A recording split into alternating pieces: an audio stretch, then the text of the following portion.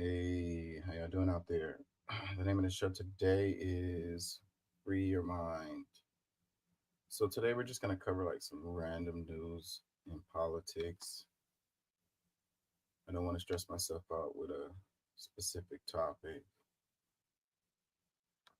And as always, you can join this show if you like and chop it up, or you can leave comments. But if you want to join the show, click the link above.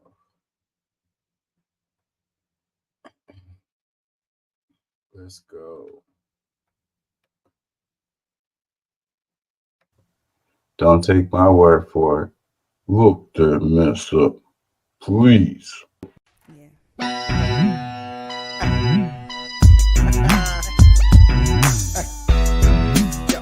Yeah, you know what I'm saying? KCE, King Chaka. An educated and united public cannot be controlled. Get organized. Learn to be active.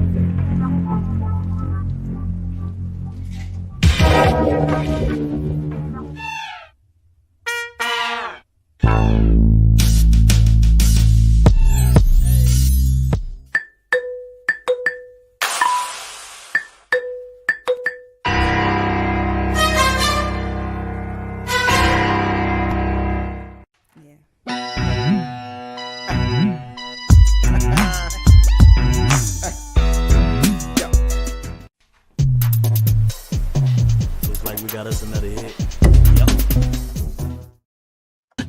Did you tell her to get away from me? She's crazy.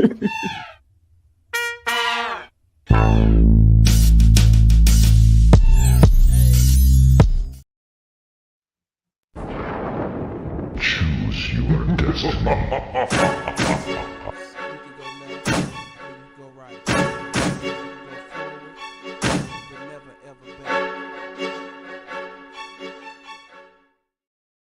An educated and united public cannot be controlled. Get organized. Learn to be active. Investigate both sides of the argument. Come up with your own conclusions.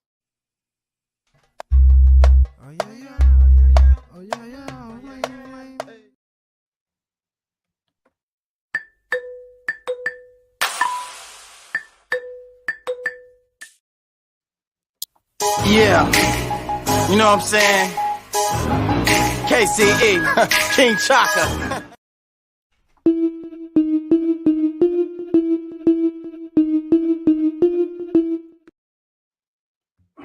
Hey, how y'all doing out there?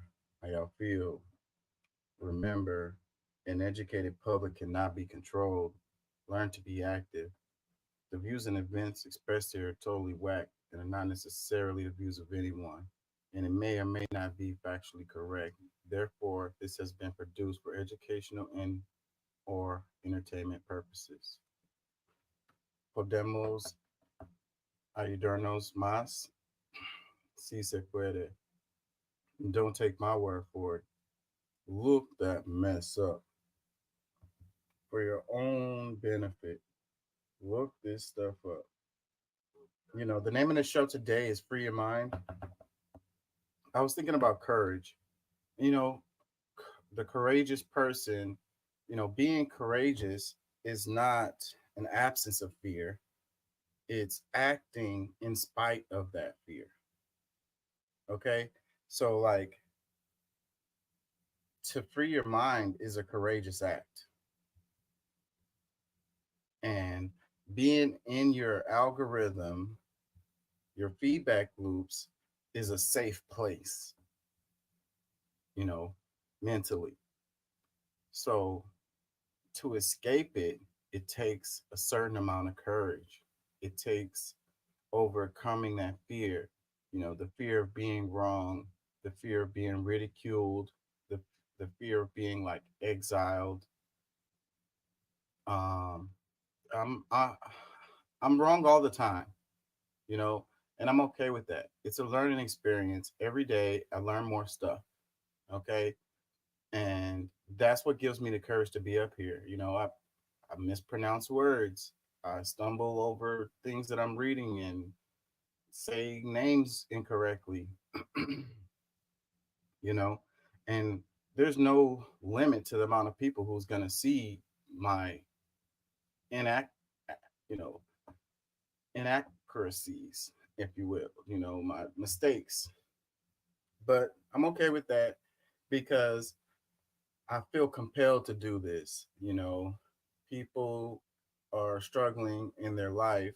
They don't have time to dig through all of the policies and politics and news and try to make sense of it all.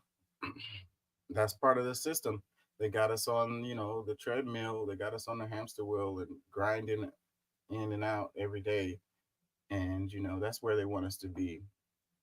So, but you can come to shows like this one and, you know, get a little bit more informed or whatever. Maybe break your algorithm. What I'm trying to do above all is to adjust your algorithm, okay? Get your algorithm to feed you some different stuff. You know, that's my main goal. So the randomness of the show is to like today, I don't want to choose a specific topic, therefore it's going to stress me out and have to try to cover that.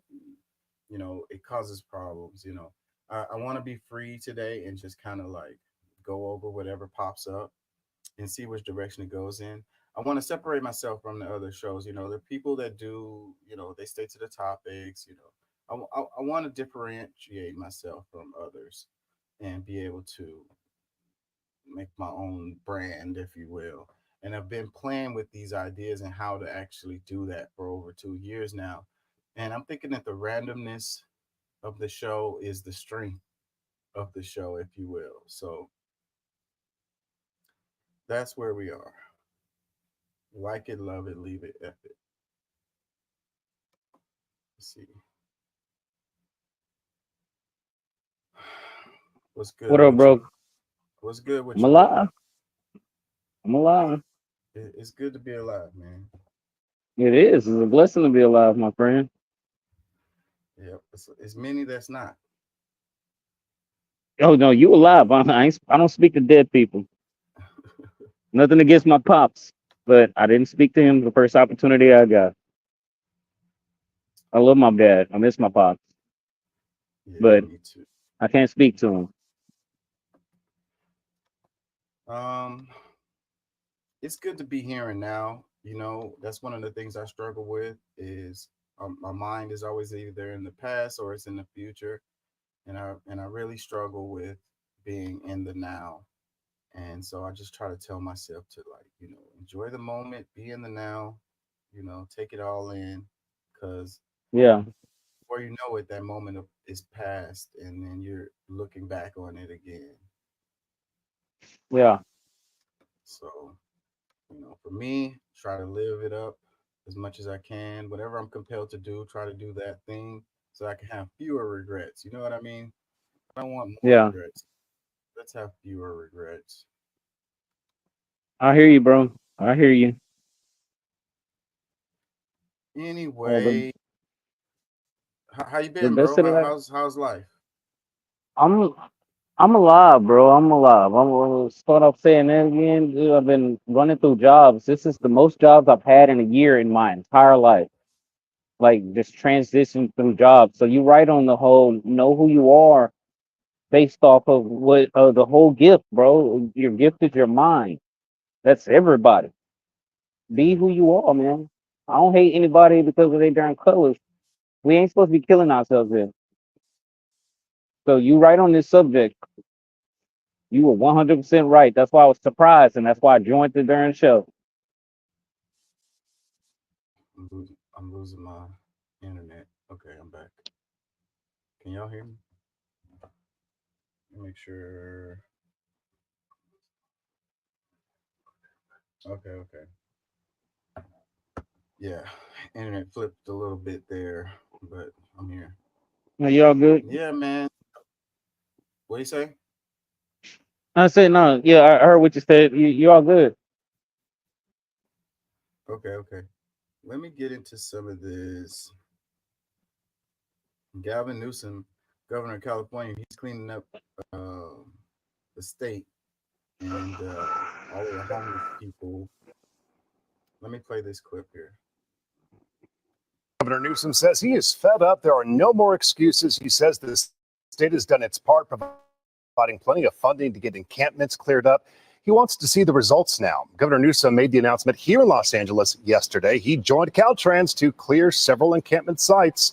Newsom touting the work that's been done under his leadership, spending roughly $24 billion on the problem, including at least $3.2 billion in grants given to local governments to build shelters and connect homeless people to services. Newsom says if those funds aren't used by cities and governments, he will start redirecting money beginning in January. There's no more excuses. You got the money, you got the flexibility, you got the green light, you got the support from the state, and the public is demanding it of you. While Newsom is pressuring local governments to do the same, he cannot legally force them, but he does have the power of this executive order. Use the money or lose it. That state funding would then be redirected to cities and counties are getting the work done. Governor Newsom said to be out there himself, picking up the trash out there. I know that people are tired of all of the eyesores and so forth and so on. California is like a haven for homeless people. Like the weather, I think, is what drives a lot of people to that state, is because it's nice weather most of the time. So if you don't have any shelter, you could kind of be out there and still kind of be okay. And then they have a lot of government programs out there. So, Oh, bro, I'm gonna try to so cut my he's volume saying, up. you got all right. Give me one He's second. I'm saying sorry. that you guys, the municipalities use the money that's available to give assistance to these homeless people, or are you going to lose that funding? He's like, clean up those areas, get them people off the street, get them somewhere. And the move, I would say. ABC, it says Governor Gavin Newsom has a message to local governments: clear homeless encampments now, or lose out on state funding next year. I want to see results. I don't want to read about them. I don't want to see the data. I want to see feedback.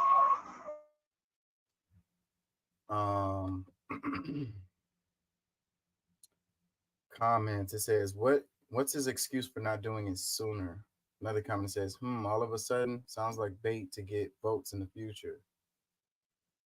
I kind of get those arguments or whatever, but at the same time, I mean, like, when someone is actually doing something, it's better to commend them for doing it than saying, why haven't you done it sooner, or all of a sudden, or whatever. Like, you want them to take care of business, but then you complain when they actually take care of business. Like, what do you want? There's no pleasing you people. If he doesn't do anything, then you complain about him for doing that. And then when he does something, you say he did it all of a sudden, or too late, or so long. I know. The funny part of what you just said is a lot of people are like that. Yeah. That's another reason I don't play racism. A lot of people are like that, bro. As a whole, we all have to work for us. Like, we really do. Yeah. Oh, That's what we should be doing. But all of these people, they have their keyboards and they don't have anything else, and I guess they feel like they got a voice, and they just want to get on their keyboards and add their little 2 cents to the situation. Let me read some more comments. It says, look at him acting for elections. He's all grown up. Another one, always before the election. Another one, clean the mess you made. Another one, we want to see where all the money went to fight homelessness went. Well, that's what he's saying. He's telling them to use that money. Stop messing over the money or whatever. Use it to get these people out. yeah.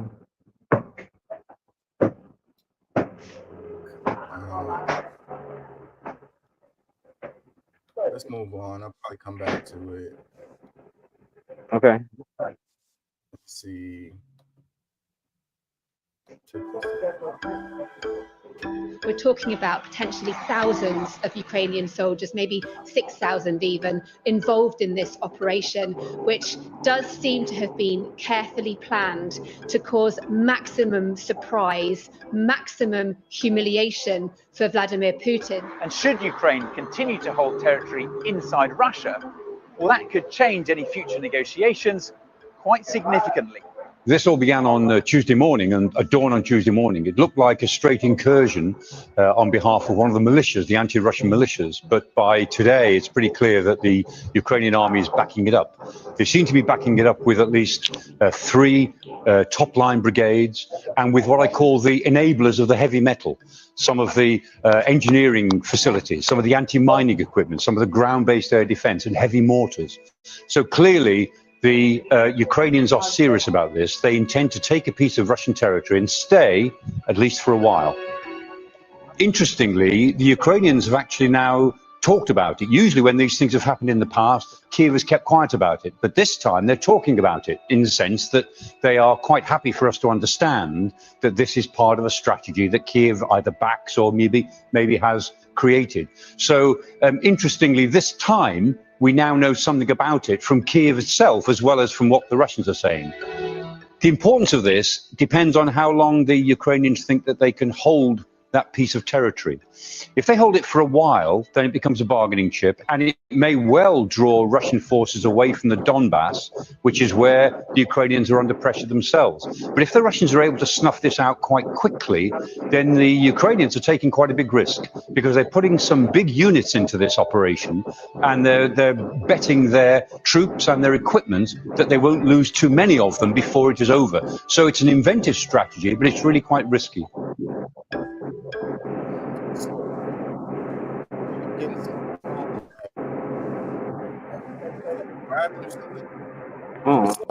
I can hardly hear you. To make a comment. Yeah, I'm getting a lot of feedback from out of your mic or something. It's like beeping and noises in the background. So just jump in when you make comments, okay? Hey, just let me stick right here. It'll be clear in just a moment. Okay. Okay. War on Ukraine. It says, what does Ukraine's incursion into Russia mean? It says, as Ukrainian troops advance into Russia, Michael Clark explains what it means. So yeah, apparently Ukraine made a incursion into Russia, and what they're saying is they're holding some Russian territory, which is a really interesting development, given that Ukraine has been not had very many wins in this war. So this one looks like a win, which is really interesting to me. We'll see what happens over time, but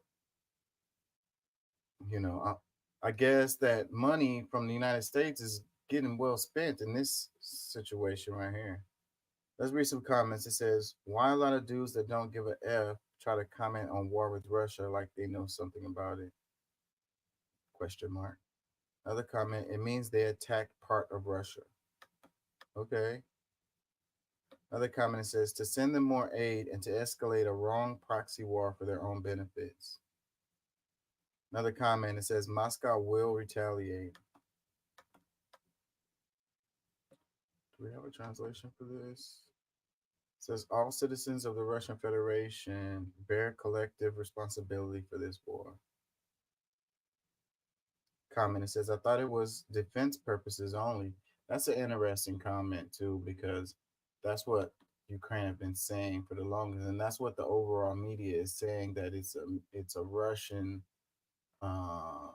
aggression war or whatever. So if that's the case, then Ukraine taking Russian territory kind of goes against that particular narrative. But then too, on the other hand, you could think about the best defense is a good offense, right? So maybe if you do some aggression into Russia, that will allow you to have some bargaining chips to save your own territories. Who knows? Comments, it says, if you believe this story, I ain't gonna lie, when I first saw this story, I was like, is this really real? Because like it just doesn't sound real to me. Like what do I know? Again, what do I know? It just doesn't sound real. But what do I know? I can only go by what they're saying. Comment, it says, a few weeks from now, Ukraine will be no man's land. Another comment says, more sly propaganda. I have been seeing this story in more than one place, and this is on Sky News, which is pretty reputable overall. I mean, all of them have biases, but Sky News tries to not give like misinformation. It'll give slanted information, but it don't just like make up stories. So I'm gonna go with it as a real thing that happened.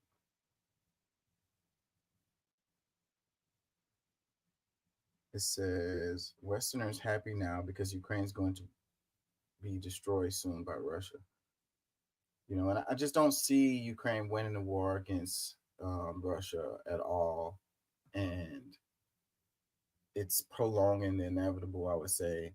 And the media, the Western media, loves to like any stories that's showing Ukraine is, you know, winning or whatever, or that looks like Ukraine is winning. That's what they're going to jump on. They're going to play them over and over again to kind of give a certain perception.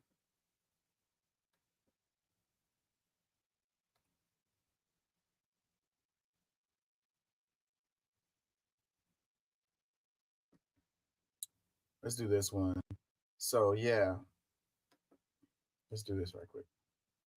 Many people dismiss Trump supporters as ignorant. Bunk.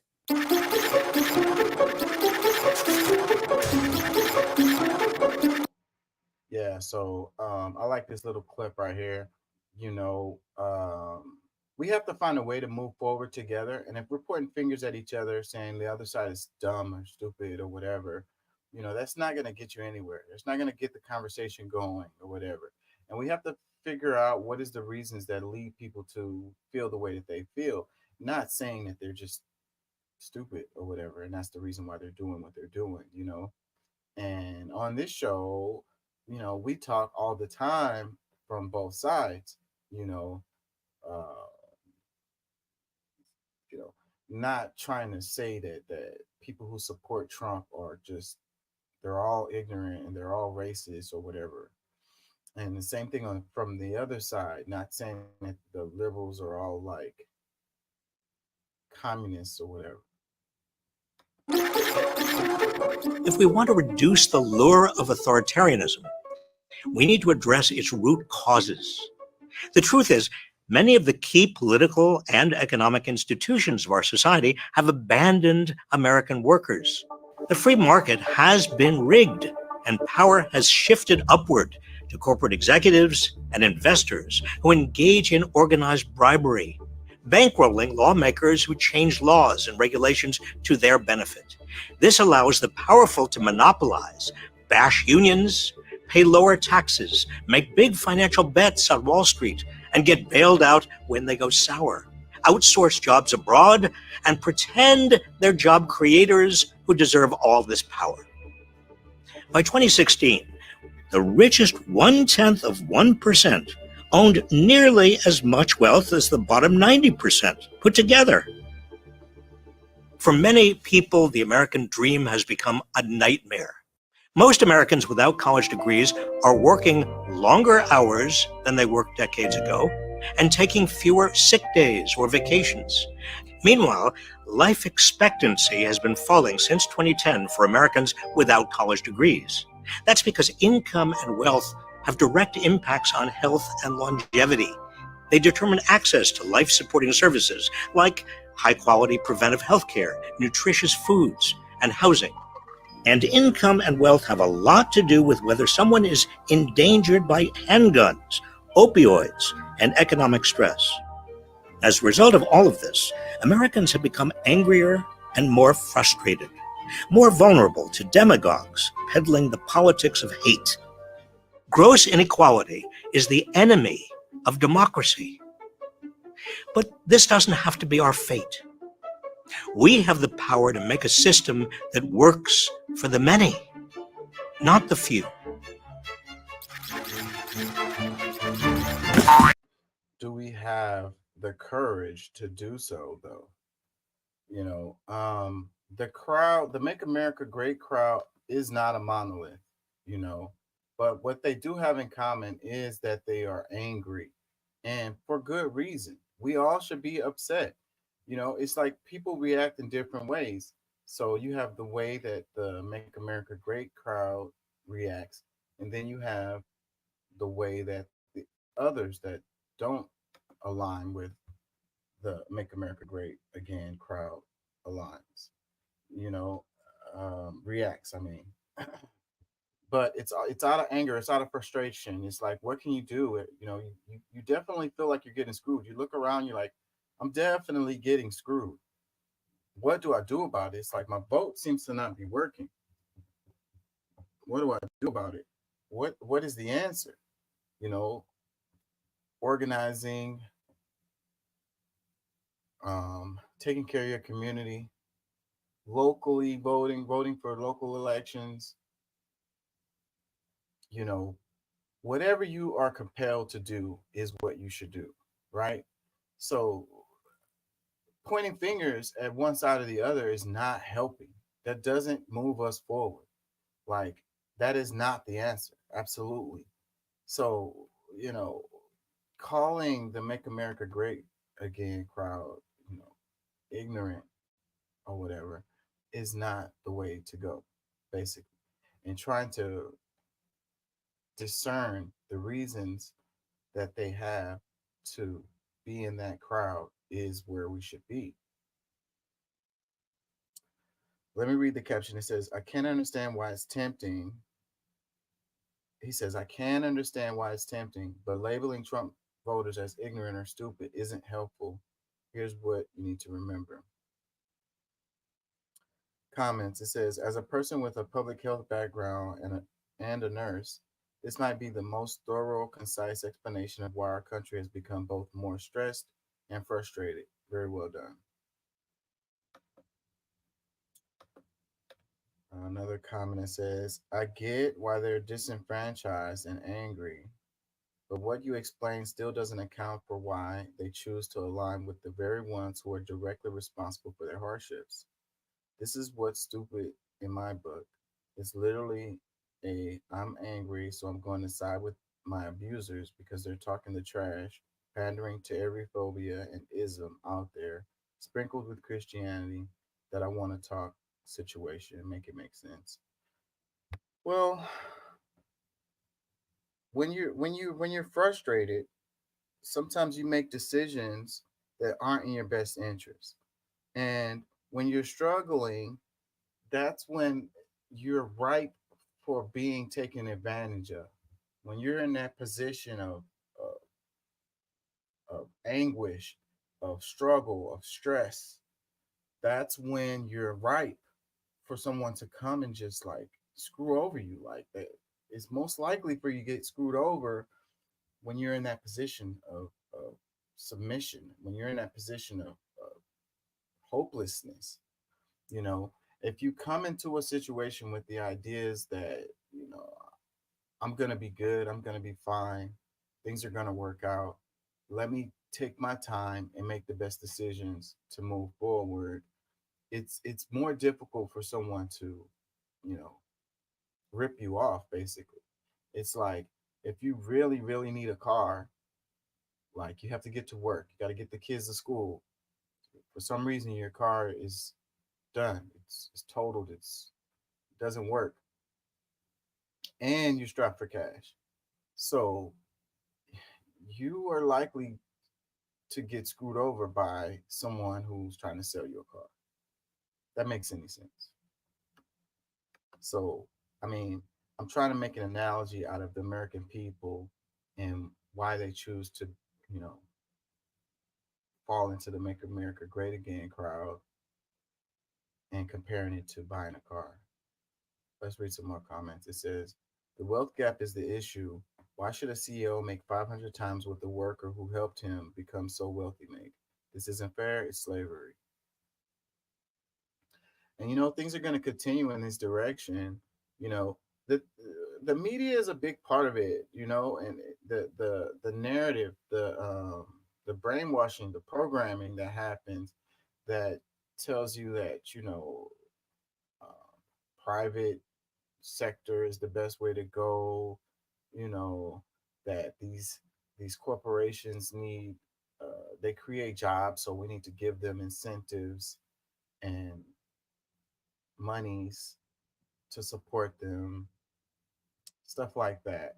you know People are overall lazy, and they don't really want to work, and a lot of this stuff is just really not true. Like, people want to work, people want to provide for their family. They want to be respectful, they want to be upstanding citizens, most people. But when you look at it the other way, people are born in sin, people are wretched. you know so when you have that attitude, that's what leads to the situation that we have, where you feel like you have to, like, force people to do things, like you have to, like, whip them into submission.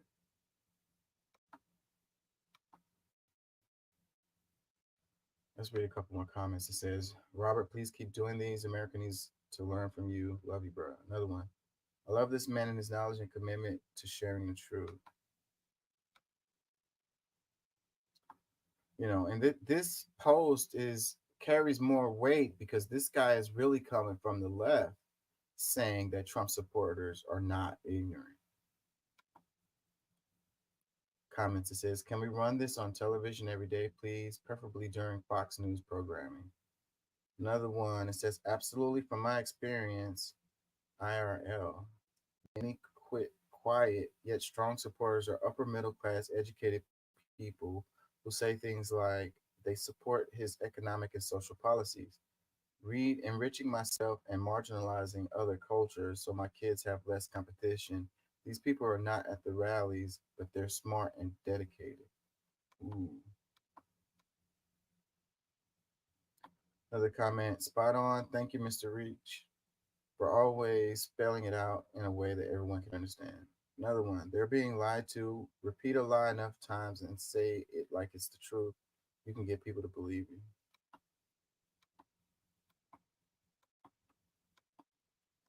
Yeah, I think a lot of us are getting misled on both sides, and it's really unfortunate.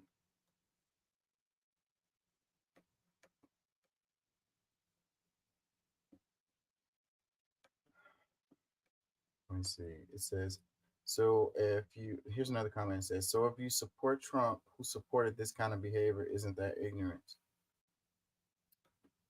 But again, there's a lot of confusion.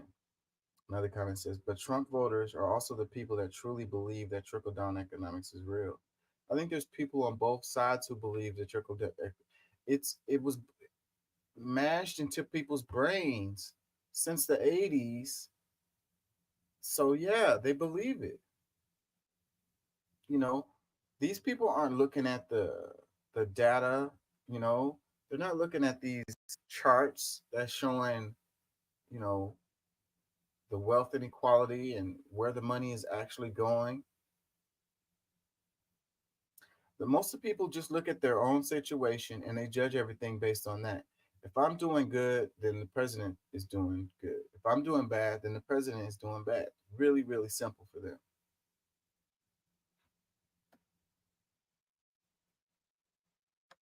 Let's move on.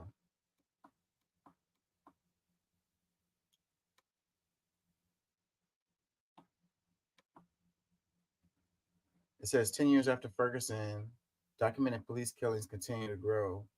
It says in the 10 years since Michael Brown's Jr. killing by Ferguson, Missouri officers sparked protests around police brutality, documented police killings in the United States have continued in virtually the same rate. An NBC News analysis of the mapping police violence database found. An NBC News analysis found police killed between 1,000 and 1,300 people each year between 2013 and 2023. Documented police killings have risen each year from 2019 to 2023. And if 2024's current pace holds, it will continue the trend. Black people, Native Americans, Native Hawaiians, and Pacific Islanders have been killed at higher rates each year than the general population and higher rates than whites. Yeah, I think that focusing on who the police are killing is the wrong thing to focus on. The focus should be that the police are killing people, period. And something needs to change. That leads to less people dying at the hands of the police, regardless of their, background or ethnicity, skin tone. Comments. It says, according to this chart, police shootings increased under Kamala Harris and Joe Biden. I thought they were going to put a stop to it. I mean, that's a fair thing to say right there because the data, supports this right here, but it also shows how little power who is the president has over our lives in general, because whether it was a Republican or a Democrat in office, as you can see, this trend has been continually going up, and you've had changeover multiple times. So who's the president obviously doesn't have an impact on this particular trend. Comment, it says, stop breaking the law and resisting arrest. Is that simple? So, people that make these comments, so all of those people who, were killed by the police, they were all like breaking the law and resisting arrest. And so that justifies the police killing these people. So the police can act as judge, jury, and executioner, and that's totally fine with you. Breaking the law is a, valid reason to kill someone, is what you're saying. Another comment says, because crime is growing. So there's a correlation between how much crime we have and how many people are killed by police. Why would that be a correlation? And if it is, you're okay with that? You're okay with it, more people dying at the hands of the police because crime is growing. And the data says that it's not. Violent crime has been dropping. So at the same time as violent crime is dropping, police killings are growing. So your comment doesn't have any merit in any way, shape, or form. Another comment that says, what did they do to get shot?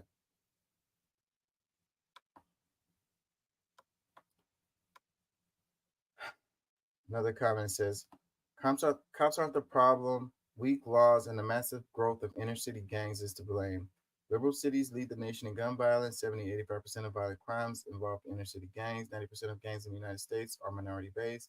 Blaming the cops will never fix our violent crime issues. Gun laws do nothing. Politicians are afraid to admit that the vast majority of violent crime is committed by Black and Hispanic gangs. Every police shooting starts with the person failing to listen. Black males between the ages of 18 to 45 commit violent crime 22 times more than any other group. If we had a zero tolerance with gangs, 70 to 80% of violent crime in the United States would be gone. Blaming white people, cops, and guns is the way the liberal brain operates. The most dangerous people in the country are Black and Hispanic males between 18 and 45, and they inflict crime at one of the highest rates on the planet. So, like, this person is saying, blaming white people, cops, and guns is the way of the liberal brain. But then right after that, he says the most dangerous people in the country are Black and Hispanic. So you are flipping the idea of the race thing and like justifying it on one end and then on the other end saying it doesn't have merit.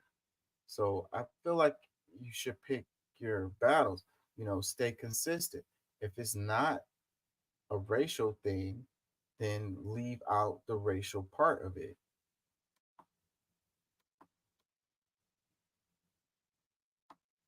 Another comment, it says, the perception of this article is that police just go out to kill people. As I recall, the facts prove Michael Brown did not have his hands up and was approaching a law enforcement officer in an aggressive manner when he was told to stop. In order, Michael Brown disregarded. Law enforcement officers do need the best training available and do need alternatives besides guns, and no one should end up losing their life when a law enforcement officer has to arrest an individual. However, people need to obey the law, obey the commands of the police officers, and should not resist arrest. Common sense says be calm in a stressful situation or something very bad could happen. The law enforcement officers should be able to defend themselves. They should be able to defend themselves in a lethal manner when there is not any lethal threat to them. Comment, it says the police didn't kill George Floyd. He died of a drug overdose. Another one, stop resisting arrest. Another one, how many of the victims are unarmed and white?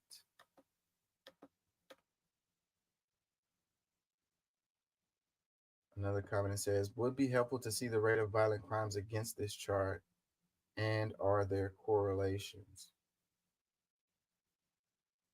That would be useful. I completely agree with that. Another comment, science would suggest you would match this up with the violent crime rates.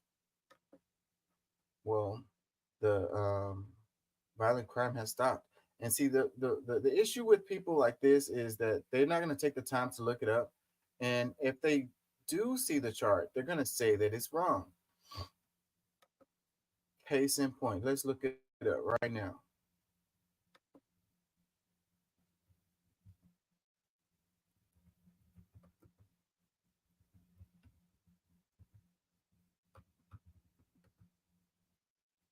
Let's see if we can do it. This chart is from 2019 to 2023.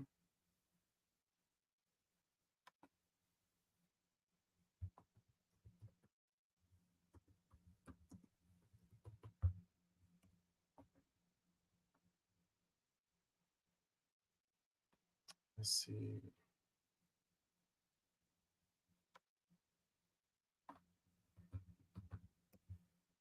I want a chart. Okay, we got some images.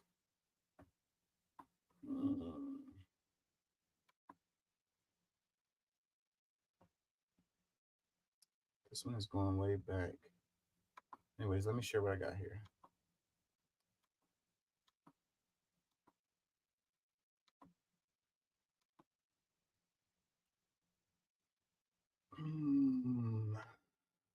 United States violent crime rate per 1,000 people. This chart is from 1960 to 2019. So it's terrible that it jumps from 2010 to 2020. It doesn't reflect our chart very good with the other one. But you can see from 2010 to 2020, there's a decrease in this chart here. Can we find something better? This one is just murders only. Stops at 2020. Violent crime offenses 2015 to 2019.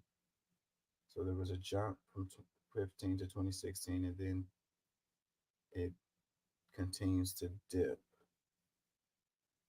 We don't know what it does after 2019.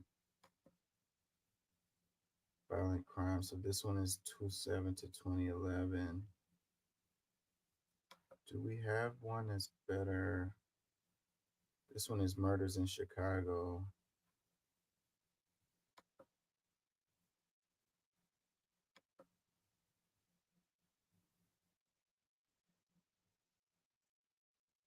Property card. Hold on. Let's see. Can we get something better? Violent crimes per 100,000 people in the U.S.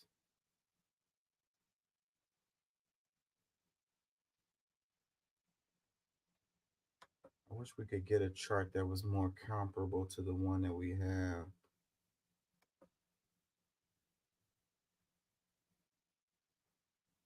Violent crime, murder, and non-negligent manslaughter. Stops at 2014.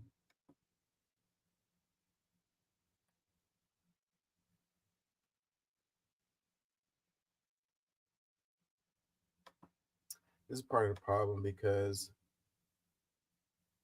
there's so many parameters. You have to isolate the parameters to be able to compare and get decent data. 2022, a change from 2021, 2019. Hold on, y'all. Homicides in Los Angeles. There's got to be some better.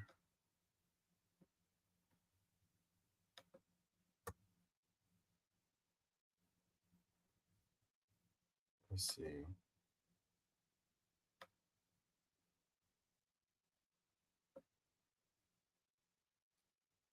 By category.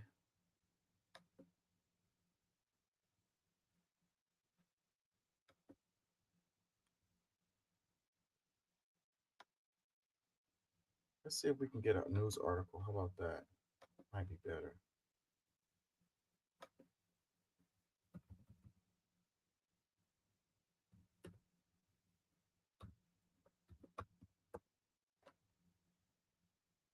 Crime Trends, U.S. Cities, year-end 2023 update.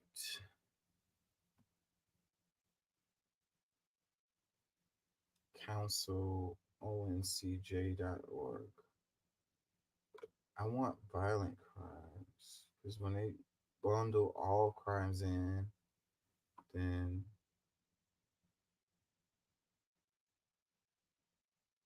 that can be misleading.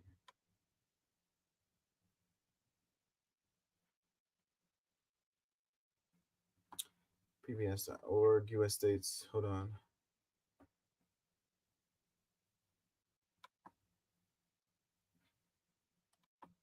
Let's look at this article right here.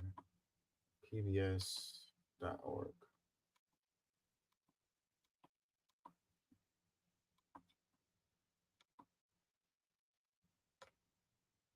It says FBI data shows that violent crime in the U.S. decreased in 2023. So I wonder, they're going to talk about, let's look at it right quick. It says, what is this? March 20th, 2024. Doesn't have an author. Washington AP, new FBI statistics show overall violent crime in the U.S. dropped again last year, continuing a downward trend after a pandemic era spike. Okay, so that little highlight right there kind of sums the whole thing up. You know, after COVID, we had a spike in violent crime, and then it has continued a downward trend, which it was on a downward trend before COVID. So you had an overall downward trend since the 90s. The last time I looked at these things, a little spike after COVID, and then it returned to its downward trend. It says murders dropped 13% in the last 3 months over 2023 compared with the same period the year before, according to FBI data released this week. Violent crime overall was down 6%. And then what people will say is like, oh, Chicago, or they'll say Compton or New Orleans or something like that. And it's like, understand that it's there's a lot of states, there's a lot of cities in the country. And if you based crime, violent crime or murder statistics on one city or 2 cities or 3 cities, you're going to have a skewed perception of the actual state of affairs in the country as a whole. Okay, so maybe there's a lot of shootings and killings in a city like Chicago or Los Angeles or New Orleans, but that doesn't reflect the state of affairs for most of us in the country. And it also doesn't, mean that crime is up overall. Maybe it's up in that city. It says property crime also ticked downward about 3% in the nation as a whole, though in the Northeast and in large cities over 1 million people, it increased by about the same amount. It says the quarterly report released Tuesday is based on the data sent to the FBI from about 80% of the law enforcement agencies in the country. Final detailed data for 2023 is expected to be released in the fall. President Joe Biden said the drop in the murder rate was one of the steepest in the country's history. The 1.9 trillion American Rescue Plan passed in 2021 by a Democrat-led Congress and signed by Biden allows cities and states to invest 15 billion in public safety, he said. Yeah, 15 billion in public safety. What do they mean by that? How much of that goes to the police force? What do they do actually with that money to increase public safety is what I would ask. Attorney General Merrick Garland called the data encouraging and touted law enforcement efforts to target gangs, illegal guns, and other issues. The FBI reports in line with the findings of the Nonpartisan Council on Criminal Justice, which found that homicides were down an average of 10% in a survey of 32 cities over the year before. Though it found that violent crime still remained higher than before the coronavirus pandemic in many cities. Another comment. Homicides showed a steep 29% in increases in 2020, the largest one-year jump since the FBI began keeping records. The rise defied easy explanation, although experts said possible contributors included the massive disruption of the pandemic, gun violence, worries about the economy, and intense stress. Crime appeared to stay steady the following year, though a record-collecting overhaul at the FBI meant many big cities were included in the report that year. They weren't. Many big cities weren't included. FBI data showed violent crime across the U.S. decreased in 2022, nearing pre-pandemic levels, though property crime rose that year. Yeah, I don't really think it matters, like, what data you show people. If they're watching the news every day and they see, the news is showing some crime over and over again, then people come to the conclusion that, crime is crazy rampant. It's like every other news story is some crime being committed. But it's like we don't think about things clearly, and the media doesn't fairly cover shows. They're not going to get clicks if they're making news stories about people living their life normally and not committing crimes and just, living. That's boring, right? That's not going to get clicks. They have to produce content. They're trying to make money for their investors, and the advertisers need eyeballs. So, they're going to cover stuff that's going to give them eyeballs. Just because you see on the news every night some crazy thing happening doesn't mean that there's like a rampant. Those things are happening. I'm not saying that they aren't. It's just that it's not proportionate. It's not as crazy as you think it is because you're watching the news and it just seems like it's just crazy out there. It's like you also have to look at your own life and look at your own evidence and all the people that you know and things like that. Like, what things have happened in those people's lives, in your life, all the people you know, the people you work with and stuff like that. When was the last time there was a murder or something? Like, I know you can call that anecdotal evidence, and that is actually true, but you have to use your discernment and not let them make you think that things are not true. And then when you see the data and you're like, no, it's not true. I saw the news and like 20 people died last night. And it's like, come on, man. This story right here is really interesting to me. It says Scott Ritter raided by the FBI. The raid conducted on Wednesday was reportedly based on the Foreign Agents Registration Act. Foreign Agents Registration Act. According to the former UN's weapons inspector, Scott, who was interviewed outside his home after the raid, told various news outlets this has a chilling effect on freedom of speech. So yeah, this guy here, he's been speaking a lot on things, and I've seen plenty of interviews of this guy. And I was thinking for the longest that they were going to come for him. And so finally it's happened. It's looking like here. says during an interview with Judge Napolitano, Scott had described Israel as the worst incarnation of what we could imagine Nazi Germany was like back in the day. Within 24 hours, his home was raided, leading many to believe that this, along with other statements critical of the U.S. government, its foreign policy, and Israel, contributed to him being targeted. I'm willing to bet absolutely that's the reason. I mean, the things he's been saying for the longest, but Israel is really, they have a lot of power here in the States, and it's really crazy that they do. It's weird to me how if any foreign country can have so much influence in our politics here in the States and the United States be okay with that.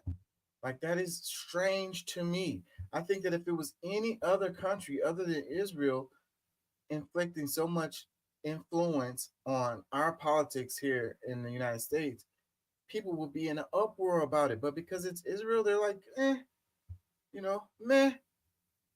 They have the right to defend themselves, They go. It's like a tick. People have a tick where there's like the talking points just fall out of their mouth like crazy, crazy, crazy. Yeah, man. Like, yeah, you can have free speech as long as you want, as long as you don't talk about Israel in a negative way. You can't even win your elections. Jamal Bowman lost his election. Cori Bush just recently lost her election.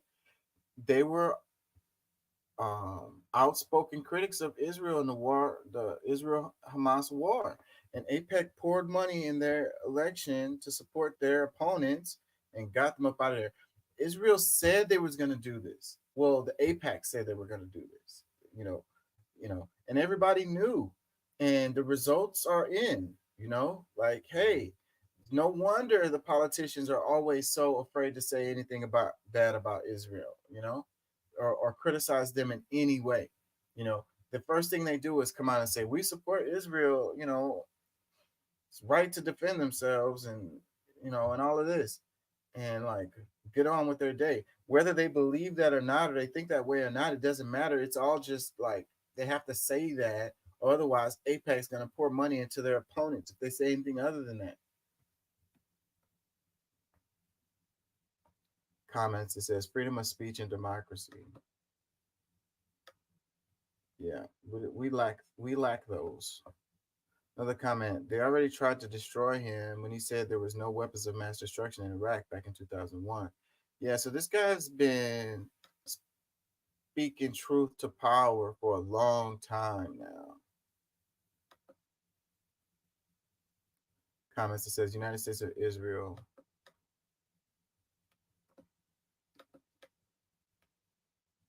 Another comment, it says, you can criticize any country in America, but you can't criticize Israel. Another one, they raided his residence. Had Scott Ritter been a resident in the Middle Eastern country, they would have assassinated him. There is no democracy left in the world, and there is no freedom of speech. Yeah, it's like, what were they looking for when they raided his house? What they think they were going to find,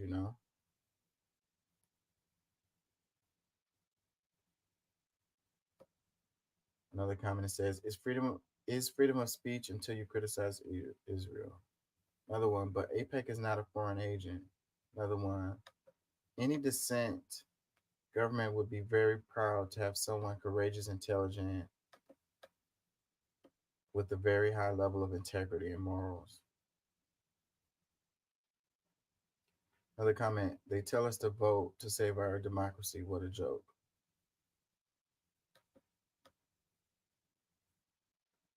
Another one, when exposing a crime is treated as committing a crime, you're being ruled by criminals. Edward Snowden.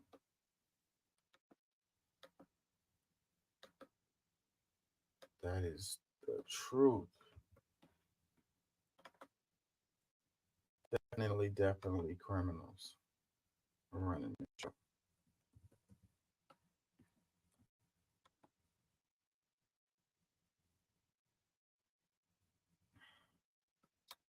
Protect that guy Scott Ritter at all costs, man.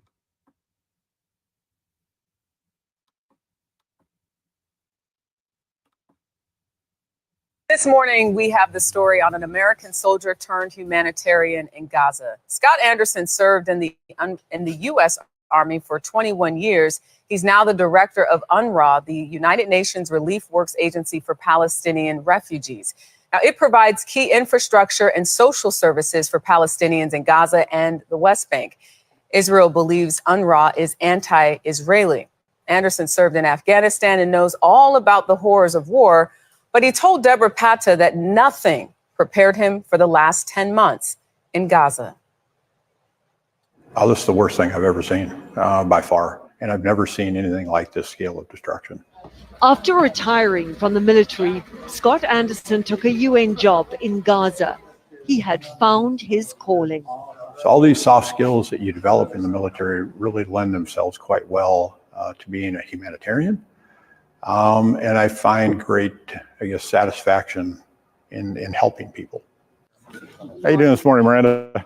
Anderson has been in Gaza almost constantly since the war began. It's almost like being in a dystopian science fiction movie set when you drive around Gaza. Perhaps one of the most depressing things about this war is that the humanitarian crisis in Gaza is human-made. Yeah, it is 100% human-made, and it could be human-solved. And all it really takes, I think, is willpower by everyone involved. That willpower is in short supply. Aid trucks are still delayed at the border, and Anderson told us once they do get in, there is a complete breakdown of law and order. Police aren't able to function, and because of that, criminal families have essentially taken over Rafah. We will not use armed guards. We're not going to take a life to save a life. There is also a desperate shortage of crucial medical supplies. Anderson visited Nasser Hospital just after an Israeli strike. You could literally smell the blood in the air. It has a tang to it, if you will. They were trying to clean blood off the floor with water. And a lot of wounds that people can normally get treated and survive would most likely develop sepsis because of the unclean environment. Keeping civilians safe has become almost impossible. That includes humanitarian workers. Over 400 have been killed. Are you being targeted? I mean, I hope we're not being targeted is what I would say. Although some days it does feel like the humanitarian system is being targeted. Israel says UNRWA is a haven for Hamas ideology and wants to declare it a terrorist organization. These terrorists are employed by UNRWA. In January, Israel accused 12 UNRWA staff members of being involved in the October 7 attack. They were all fired immediately. And an unfortunate fact is that in organizations throughout history, people have chosen to put themselves above the values of the organizations they work for. You know, the United States is no different. That doesn't make those organizations bad. It made those people bad. Thank you very much. While there have been dark moments for Anderson, there is also joy. The very best part is that this job is education. I think it's the most important thing we do. It sets the stage for these children to achieve their dreams. At the end of the day, Palestinians trapped in this war, he says, are no different from Americans. They have dreams just like we do. They want the best for their children just like we do. They're human beings, just like everybody else is, with the same needs, the same desires, and the same ambitions. For CBS Mornings, Deborah Patta, East Jerusalem. This morning, we have the story on an American soldier turned humanitarian in Gaza. So, yeah, trying to make, putting a face on UNRWA is a really good thing because they're trying to say that UNRWA is like a Hamas organization or whatever, friendly to Hamas and overrun by Hamas and working with Hamas or whatever, you know, and listening to this guy talk or whatever, it's really hard to believe that that could be the case. But when you hear the stories come out and they just give you the little gist of things, then it leads you to think, because you don't have a face in the organization, it's just a name. It's like UNRWA, and then you're like, what is that? Whatever. They're an arm of the Hamas, you know. It's like, come on, man. It says Scott Anderson served in the U.S. Army for 21 years. Now he's the director of UNRWA, a UN agency that operates in Gaza and occupied West Bank to provide key infrastructure and social services for Palestinians. And what's important to note about that also is they've been operating in Palestine long before the Israel-Hamas war. It wasn't like all of a sudden they went over there to try to help these people, after October 7th. That's not the case. They've been over there for the longest time.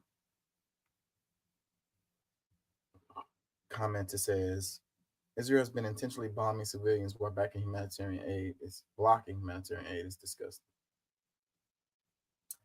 It says, so how are people going to say UNRWA is Hamas now? They're not going to see this news story. This story isn't going to get played over and over. Another comment says, why there's Palestinian refugees? Yes, you get it. Israel stole their land with the aid of US and UK. It says UN equals UNRWA equals Hamas. Okay. Another comment. I have to be careful with these images on here. It says, UNRWA, you mean the UN agency that is complicit with Hamas and took part in the 10 October 7 massacre that murdered and burned Israelis, including babies, and that still holds over 100 hostages, including Americans. See, this is what happens. And a lot of these are bots. And a lot of these know that this stuff isn't true. But for the rest of us, we see this stuff over and over again, and we start thinking, well, maybe it could be true. But we don't really understand. It's a UN organization. It's not a freaking arm of Hamas.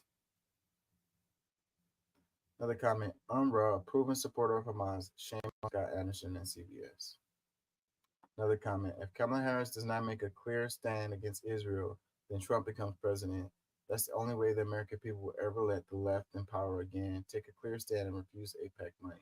I agree with this sentiment right here. I think that, Kamala Harris has an opportunity, but it's looking like she's not going to take advantage of it. They're looking for the people on the right to vote for them. They're looking to shave off some of the Make America Great Again crowd instead of looking to their left. But the Democrats get paid to lose, so that's what they do.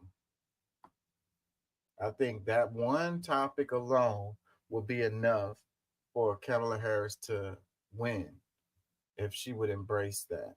But it doesn't look like that's going to happen. Comment says, this tragedy is made possible by our tax dollars. Shame on our government. Another one, go Israel. Another one, complicit in terrorism. The UN itself is the house of lies. So the United Nations is complicit in terrorism. Another comment, Scott Anderson makes me proud to be an American. Steve Sosebes is another American helping Palestinian children. We need to be helping Palestinians so they can have a better future. We should be divesting from their ongoing genocide, which is being led with our tax dollars and weapons.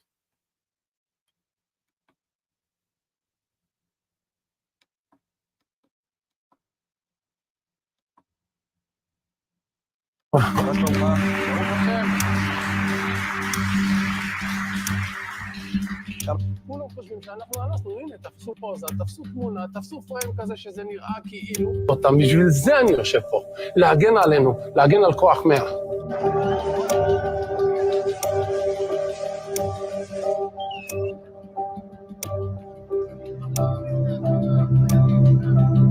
גיא פלג, על מה עשית את זה?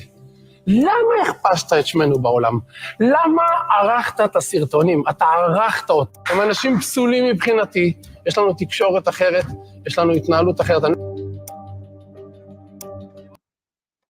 So 10 soldiers were arrested over the alleged sexual assault at the SDA Teeman facility.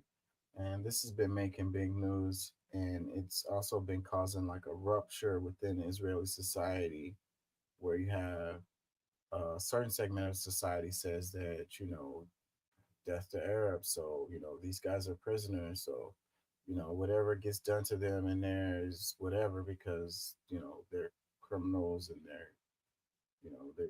they're fighting against Israel. Then you have another segment of Israeli society who's like, it's not okay for you to do these horrible things to these people who are, detained. There's a certain amount of human rights that should be adhered to, to the point where you had the anti-protesters, like, because they arrested these guys, you had a bunch of people show up and protest that they were holding these guys accountable for doing this horrible stuff to these prisoners. And the Western media is not covering these stories. They're totally glossing over this whole thing. And, they're saying, that it's not happening. But it clearly is happening. There's all kinds of evidence, It says Israel media said the victim was hospitalized and unable to walk. That's Israel media. Okay, that's not somebody outside of Israel making this up.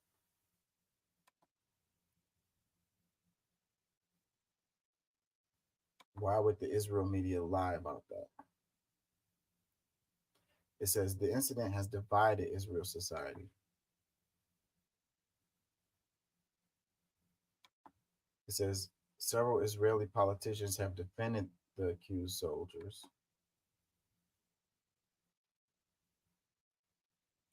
Yeah, and I don't want to go into many details with this because this is really, really horrific. And if you're curious about it, look it up.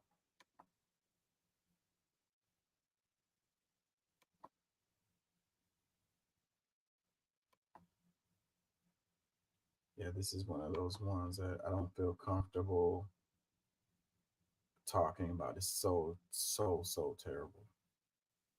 The caption, it says, an Israeli soldier who was detained on accusations of participating in a gang sexual assault of a Palestinian detainee has appeared on TV to defend himself. He is among 10 soldiers who were detained over the allegations. Doesn't look very detained right here.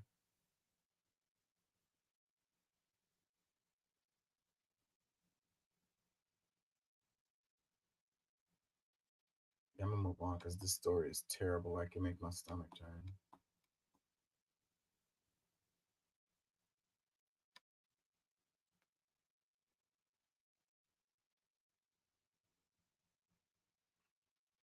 Is there a video in this one? I want a break.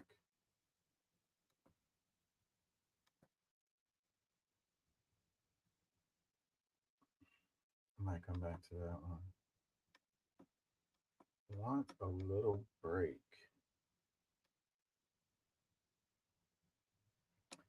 Let's play a little Democracy Now! Give myself a break.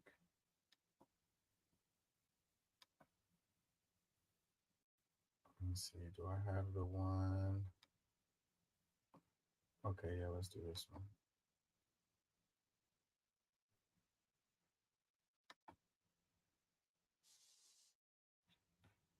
Play a little bit of this.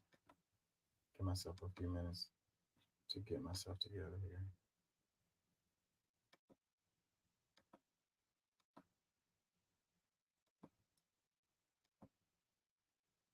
To Democracy Now!, democracynow.org, The War and Peace Report. I'm Amy Goodman. In Gaza, Israel's launched a new offensive on the southern city of Khan Yunis, attacking dozens of sites after warning people to flee, but offering no safe alternative. This is a mother fleeing yet again with her family. We are running from the fire. We are running with our children from fear. Where are you going now? God knows. We are walking now. They said to go to the humanitarian areas, but there is no safe place here in Gaza. It is all destroyed and damaged. In Gaza City, multiple children were among at least 15 Palestinians killed in more Israeli strikes targeting schools. At least 30 others were wounded. Netanyahu, children, only God can help us. He was playing at Abdel Fattah school. He is an innocent child. They say we are terrorists. Look at what Netanyahu is doing. Look at the Arab world. Only God can help us. Amid the mounting death and destruction, leaders of Qatar, Egypt, and the United States have called on Israel and Hamas to return to ceasefire talks. The official death toll in Gaza is nearing 40,000, though the true toll is likely far higher. In election news, Kamala Harris and Tim Walz addressed the United Auto Workers in Wayne, Michigan Thursday, where they appeared alongside UAW President Shawn Fain. The UAWs endorsed the Democratic ticket in the November election. This is Kamala Harris. And look, even if you're not a member of a union, you better thank unions. For that 5-day work week. You better thank unions for that 8-hour work day. You better thank unions for that vacation time. So I'm here to say thank you. Thank you. Thank you. Thank you to the sisters and brothers of UAW for all you are and all we will do over these next 89 days. In Florida, Donald Trump held a rambling hour-long news conference from Mar-a-Lago where he attacked Harris and made a number of false claims, including that nobody died after the January 6th Capitol insurrection and that Democrats believe in killing babies. The Democrats are really the radical ones on this because they're allowed to do abortion on the 8th and 9th month and even after birth. Despite these comments, Trump downplayed the issue of abortion in the upcoming election. He also claimed he almost went down in a helicopter ride with former San Francisco Mayor Willie Brown, and that Brown said terrible things about Kamala Harris. Willie Brown quickly refuted those lies. He said he did not fly in a helicopter with Trump. Trump also claimed he had the largest rallies, at one point comparing his January 6th Stop the Steal rally to Martin Luther King's I Have a Dream speech and rally on the National Mall. Also on Thursday, that stuff about the abortions in the 9th month and after birth, like, that does not happen anywhere, like, ever. So I don't know where the hell that has come from. Can anybody who's repeating that stuff, can you put forth some evidence to support that? Trump agreed to debate Kamala Harris on ABC News September 10th and called for 2 additional debates. Harris told reporters she was glad her opponent had finally agreed, adding, quote, "hope he shows up." In other campaign news, Kamala Harris's national security advisor, Phil Gordon, denied reports that Harris would consider an arms embargo on Israel. The embargo is a key demand of Palestinian rights defenders. We'll have more on this later in the broadcast with the co-chair of the Uncommitted National Movement, who met with Kamala Harris yesterday. And like I said, if she was to do something like that, I think that would pretty much guarantee her a win, because these people on the left feel unrepresented. They feel like, there's no one in the government that's supporting them or whatever. So if they felt like, because these people aren't going to vote for Trump, okay? If they're going to vote at all, they're going to vote independent. But I think a lot of these folks are going to stay home because they don't feel like any one of the options that they have are good enough options to get them up off of their couch as far as to go vote. But if Kamala was to give them something, then they would feel motivated to support her. And I think that would give her the win. Right now, it's going to come down to neck and neck. It's going to be a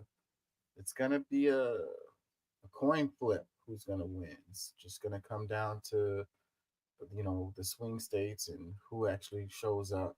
It's probably going to come down to some ads that are effective, in a specific swing state. So it's just up in the air. But if the Democrats actually did something to, you know, ignite the left to support them, they would win. It doesn't look like they're going to do that. The Democrats aren't in the business of winning, I don't think so. In more election news, the consumer advocate group Public Citizen called out the Federal Election Commission Thursday after the agency announced it will not regulate AI deepfakes in political ads before November. Public Citizen called it a, quote, shameful abrogation of the FEC's responsibilities. The group pointed to a recent post by ex-owner Elon Musk showing an AI-altered image of Kamala Harris. Musk's post was in violation of his company's own rules against posting misinformation without context. That's so unfortunate. That is so unfortunate. So many people are going to see these videos and clips and audio, and they're going to share them on social media, and then so many more people are going to see them. And a lot of people aren't going to know that this is not real at all, that it's altered and modified, and AI generated.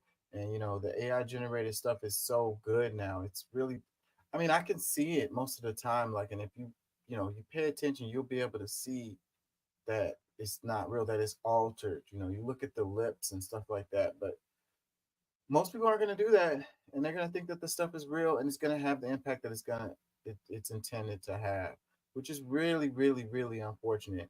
We're going into an election, and these types of videos are going to be rampant over the next few months, and they put context underneath our videos talking about global warming this, or COVID misinformation this, and all of this. They put all of these little, warnings underneath the videos over certain topics. So, but in politics, they're not going to be like, this is misinformation or this was AI doctored.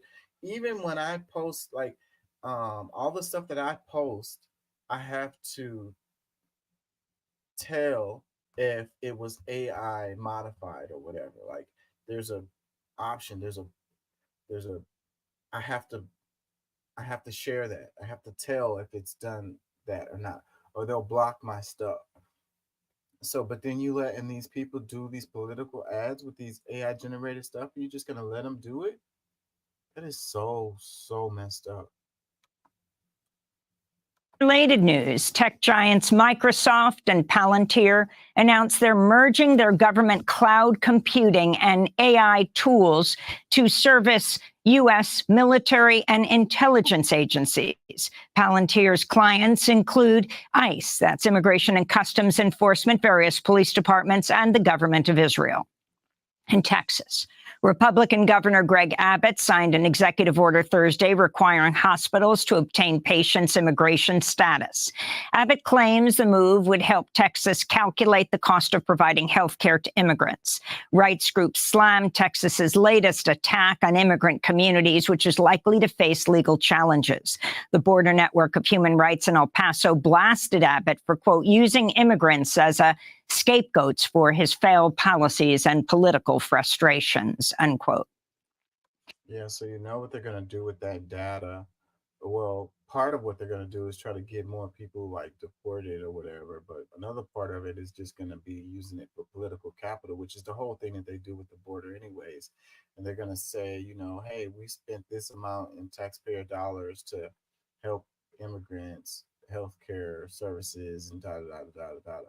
So then, it's some guy in the hospital with a heart attack or something, and they're like, yeah, we know you're in here for a life-threatening situation, but how's your immigration status? Like, can you share? Can you prove, your citizenship or whatever?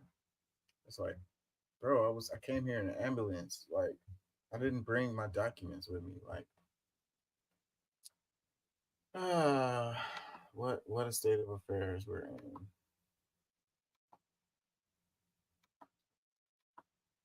Let's go back to this. So this one, it says Kamala Harris on reparations.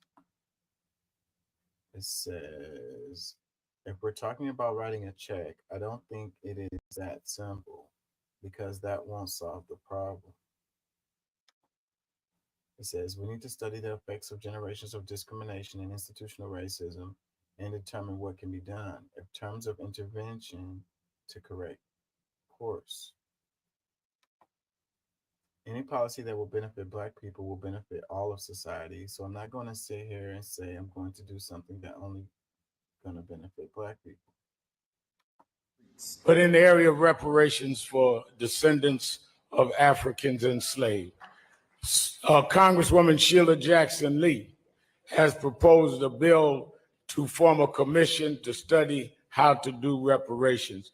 If you elected president, would you sign that bill if it came across your desk? When I am elected president, I will sign that bill. But in the area of reparations for well, of course she's going to say that in that moment.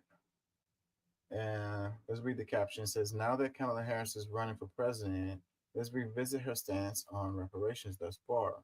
While she does acknowledge the impact of generations of racism, Harris has stated she does not believe in any program that will make direct payments to Black people, instead suggesting we should focus on more general social welfare programs that Black people may benefit from. What are your thoughts?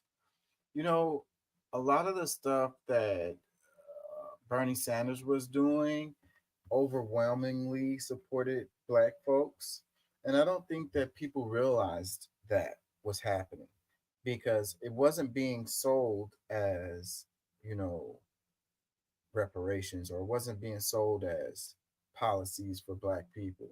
But a lot of that stuff would overwhelmingly support Black people, you know, and giving the way our society is set up, that is the best way to go. Because if you say this policy is for Black people, then it's going to get a lot of pushback.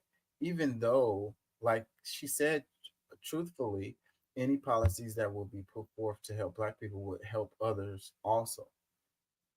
Even though that's true, if you say it's for Black people, then you're going to get a lot of pushback on that, and it's going to be really difficult for it to become a thing.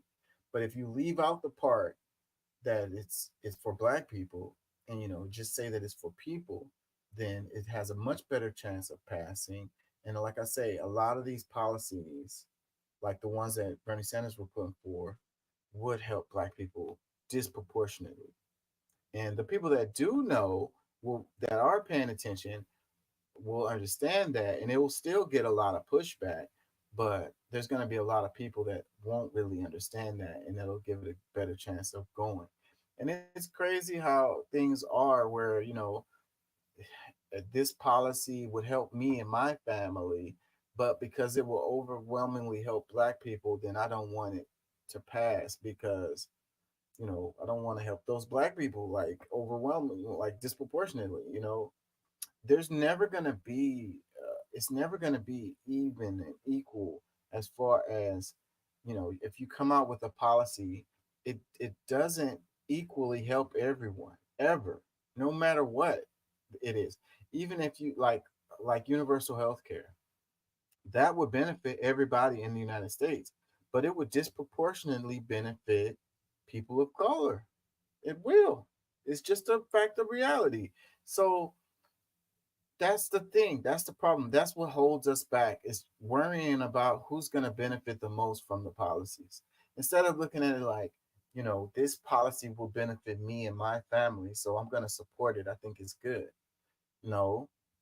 Who else is it going to support? And how much more support are those people going to get? That's what determines whether I'm going to support it or not. Very, very sad. Comments, it says, we don't need a study. That's what HR 40 is, a study. We need compensation and implementation of restitution for all that was stolen from us.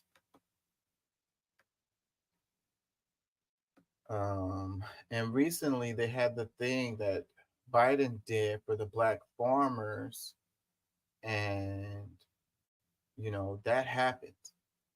The media hasn't been covering that. Let me see. Do I have a clip on that?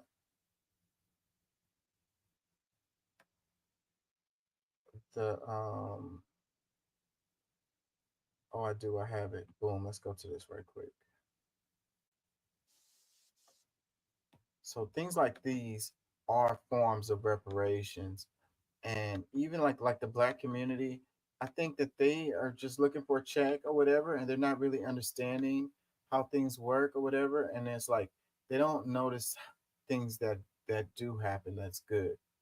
And this is one of those things. Let me play this. Hey now, I'm Amy Goodman with Juan Gonzalez. We end today's show with the historic $2 billion payout by the U.S. Department of Agriculture to Black farmers and other farmers of color who experienced discrimination when applying to the USDA's farm loan programs.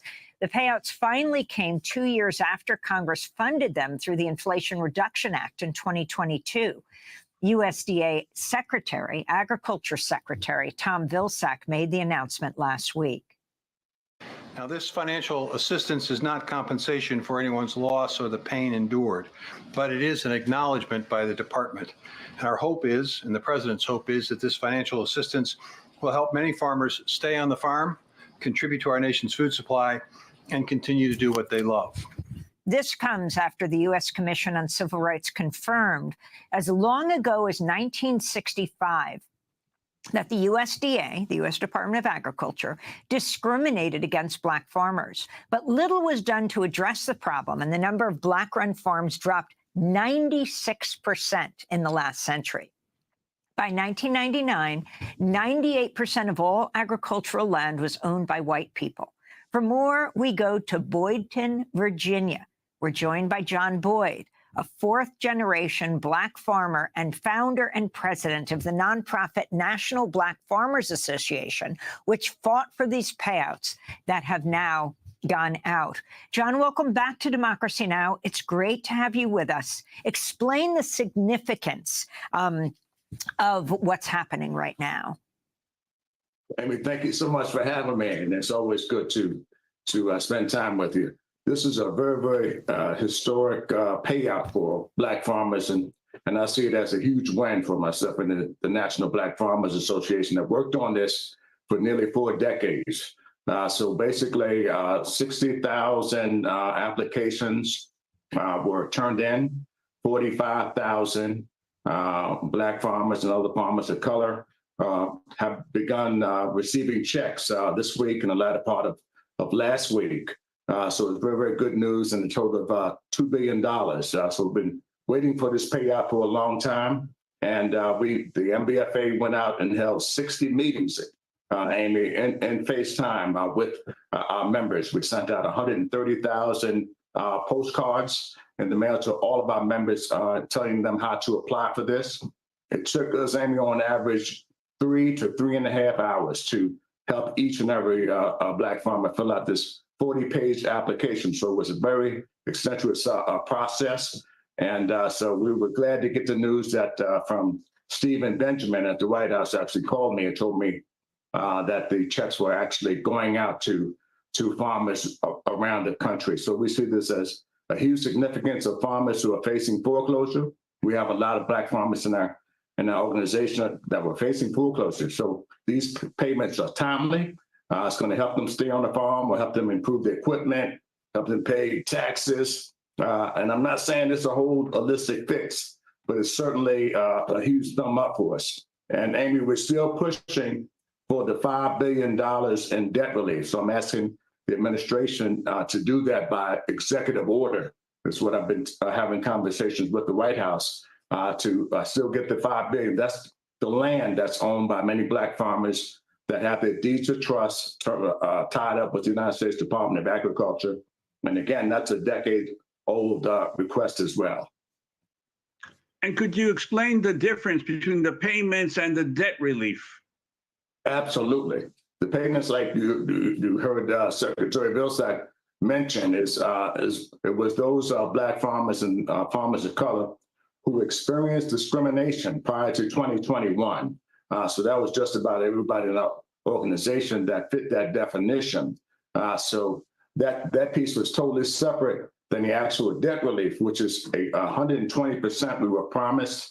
Black farmers who were eligible for that were sent the necessary form in the mail telling them how much debt relief they were going to get, and the 20% to pay their taxes. All of our members sent them back in, and then after that, white farmers started suing us in federal court around the country in numerous federal courts and 2 temporary injunctions, one in Florida and the other in Texas, blocking the $5 billion in debt relief to Black and other farmers of color.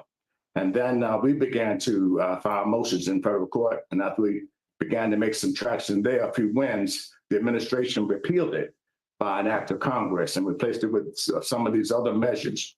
So we still want our land, like you talked about at the beginning of the show. We've, at the turn of the century, owned 20 million acres of land. Today, we're down as Black farmers, 3.5 million acres. At the turn of the century, we were tilling, there were 1 million Black farm families in the United States. Today, we're down to about 50,000 full-time Black farmers. So the land, as my daddy and grandfather taught me, the land is everything. The land is food, the land is water, the land is timber to build houses on. Everything comes great from the land, and we want our land. That's what I've been after for this whole campaign, and I spoke to you about before. John, you mentioned your father. So the Black folks who say that Biden didn't do anything at all, there's a thing right there that they did that was a good thing. And they say that Biden didn't do anything good. There's a good thing right there. Caption, it says, we look at the historic $2 billion payout by the U.S. Department of Agriculture to farmers who experience systemic discrimination when applying to the USDA's farm loan programs. The U.S. Commission on Civil Rights has documented how USDA administrators routinely denied loans to Black farmers and other farmers of color for many decades, contributing to a massive decline in the amount of Black-owned farms in the United States. This is a very, very historic payout for Black farmers, said John Boyd, a fourth-generation Black farmer and founder of the National Black Farmers Association, who notes the application to receive the payout was 40 pages long. He says the group is also still fighting for a related $5 billion debt relief program. I want people to know this is a big win, and don't never ever give up. The arc of justice been slow. It's been slower for Black people, but I never gave up. Comment, it says, my dad was a Black farmer. MLK Jr. said this issue was his main motivation. We need 100 million more farmers with their own land. Another one, Black farmers are also sold bad seeds, and because of this, crops failed and most lost their farms. This was calculated racism at its best. Another one, and folks have the nerve to say there's no such thing as institutional racism. Another one, he needs to name the individuals who work for the USDA and discriminated so flagrantly. They should be held personally accountable. I think that is an important thing right there. A lot of times these people are still alive. You go back and they have these reports and they have these stories and they show these things that happened that were really horrible. And then the way they do it, and then they show like this in black and white, and they make it seem like it's so long ago, and it wasn't. Not only that, a lot of these people who did these things are still alive, and the things that they did was against the law. So I don't think that we can move forward until we're holding people accountable for breaking the law. Like no one should be above the law, and maybe it takes 20 years or whatever for it to come out, 30, 40 years for it to come out. It's out. They broke the law. Hold them accountable for it, because that's going to set a precedent. That's going to set an example for other folks to do these things, to not do these things, because they're going to be afraid of being held accountable. If there's no recourse, if there's nothing that happens to them, then there's nothing to persuade them to do anything differently. They're just going to continue to do the same stuff. It's kind of like where we were talking about, what's her name? Khan from the, from the FTC, who's holding these corporations accountable for the monopolies, and it's having an effect on other companies to not want to do these mergers and not break the law, because they're going to be afraid that the government's going to come down on their butt. So that's what it is. You hold people accountable, and it not only holds that person accountable, but it deters others from doing the same thing. Otherwise, things just continue to be the same. Comments that says, in America, racism is still alive and thriving. Mr. Boyd is a true American. Another comment, litigation against the USDA for discrimination against African American farmers began in August 1997 with 2 suits brought by Black farmers, Pickford versus Glickman and Brewington versus Glickman. However, its origins go back to the 1960s. As a result, a vast USDA backlog of unresolved complaints began to build after the USDA Civil Rights Office was closed in 1983. In 2023, Senator Cory Booker reintroduced the Justice for Black Farmers Act legislation aimed to address and correct historic discrimination within federal farm assistance and lending at the USDA, causing Black farmers to lose millions of acres of farmland and rob farmers and their families of the billions of dollars of generational wealth that land represents. In 1910, Black farmers owned 16 million acres of farmland in the U.S. Today, they own 2.9 million acres and comprise less than 5% of the agricultural workforce. Yes, a lot of folks out there get really angry about this kind of stuff, and they're like, this kind of stuff isn't really happening, da da da da. But you're just turning your eyes away from the reality of things. Just because you don't want to face it as a reality doesn't mean it's not happening.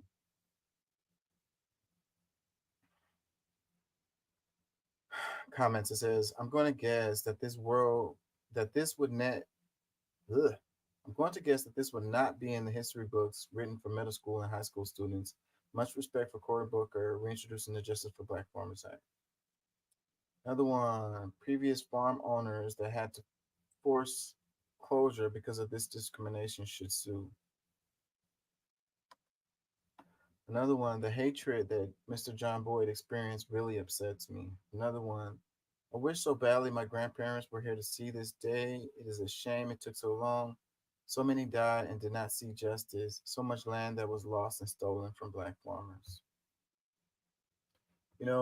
A lot of times, the people, they're like, things are just the way that they're supposed to be or whatever. Like it just makes sense that most of the farmers are white dudes or whatever. Like, it just makes sense. A lot of this stuff, it just makes sense to them. And, the details of how things got to where they are today is something that they don't ever look at or has never been taught. So in a lot of cases, you can't really blame them for thinking that way because they were lied to too. They were also lied to. Everyone's being lied to on this kind of stuff.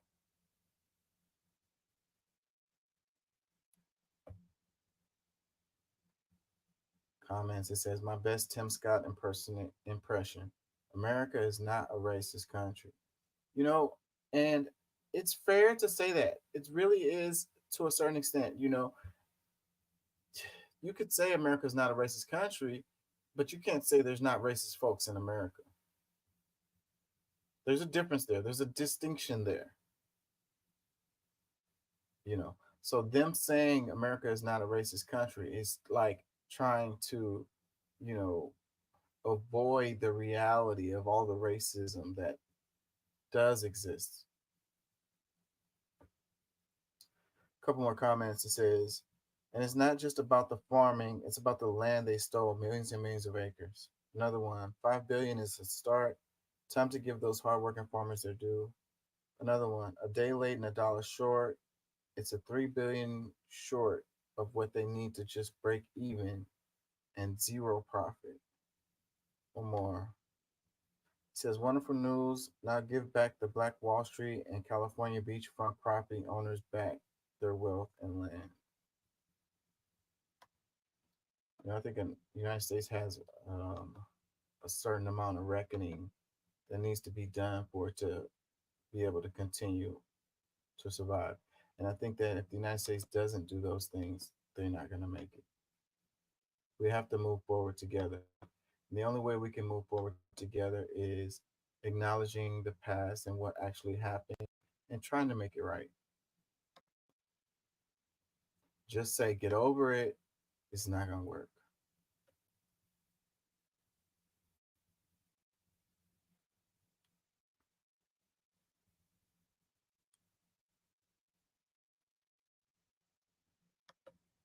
Not gonna work. We can't move forward together if we can't even agree on the facts of the matters.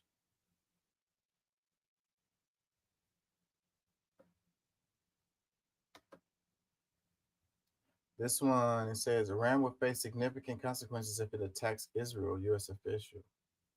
Al Jazeera, the senior U.S. administration official has warned Iran that it will face significant consequences if it decides to attack Israel. The official, which Reuters did not name, said an Iranian attack would jeopardize Gaza's ceasefire talks and result in consequences that would severely impact Iran's economy. Whenever they say stuff like consequences that would severely impact Iran's economy, that sounds like sanctions to me. It doesn't sound like an all-out war. And you know, all the parties involved are trying to avoid a full-scale hot war because we don't know what's going to happen. Like a lot of people want to be able to predict and say this is going to happen and say that is going to happen. But the smartest folks who know the most stuff about this stuff could not give you a really good prediction of what's going to happen if it turns into an all-out hot war there. We don't know. We don't know. It could go any kind of way, and no telling which players are going to get involved and which side they're going to be involved in. It's really, really scary. These are big dogs you're talking about right here. These are big dogs. These are not small players. Comments, it says, Israel attacked Iran. Iran will be rightfully defending itself. Another comment, does Iran not have the right to defend itself? Another comment, to be honest, can America please shut up? We know they're one and the same with Israel, hence zero red lines for Israel. We know America has been terrorizing the Middle East for decades. We know they place little to no value on Palestinian lives. So just please shut up.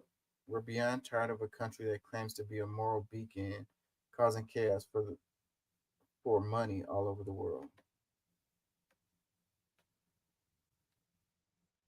More comments. Getting tired of America telling the rest of the world how it should behave. Another one. Somebody tell the U.S. that assassinating Hamas negotiator in Iran is escalation. They don't know that.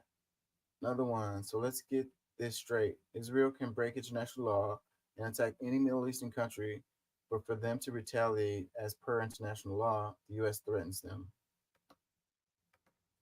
Yeah, that's pretty much it. Another comment, hypocrisy. Iran has the right to defend itself. Israel shouldn't have attacked Iran. We have to stop defending Israel's. It's ridiculous. Another comment, Iran doesn't have a right to defend itself, but Israel, the aggressor, does. It's Al Jazeera.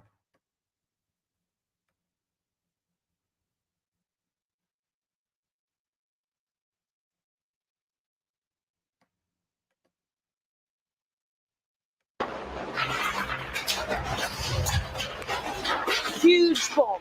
We know that there's an IS drone above. 10 years ago, Islamic State militants tried to wipe out the Yazidi people. They killed, raped, and enslaved thousands of them. But who are the Yazidis? And why does ISIS target them?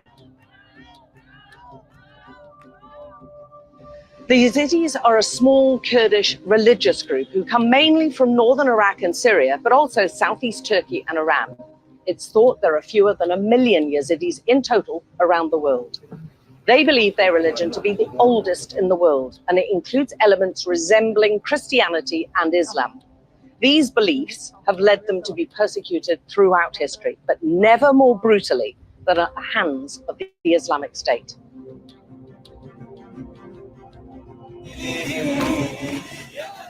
As part of setting up their caliphate, ISIS stormed into the Sinjar region of Iraq, where many of the Yazidis lived at the beginning of August 2014.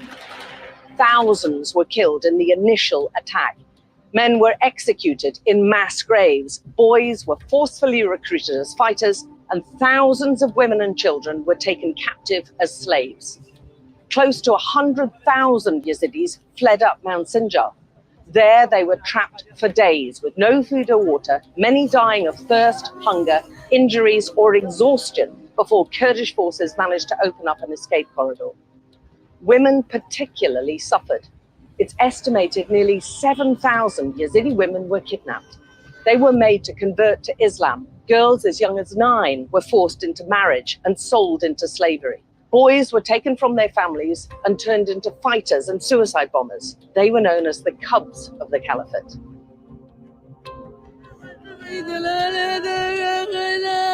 The Yazidi massacre has now been recognized as genocide by the UN and the UK and other countries, but there's been little to no justice for the Yazidis.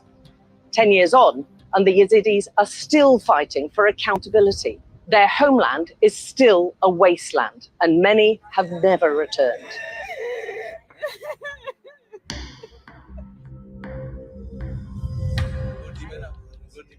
Even though thousands have been freed, it's estimated up to 3,000 women and children could still be held by ISIS, trapped somewhere inside the sprawling detention camps in northeast Syria.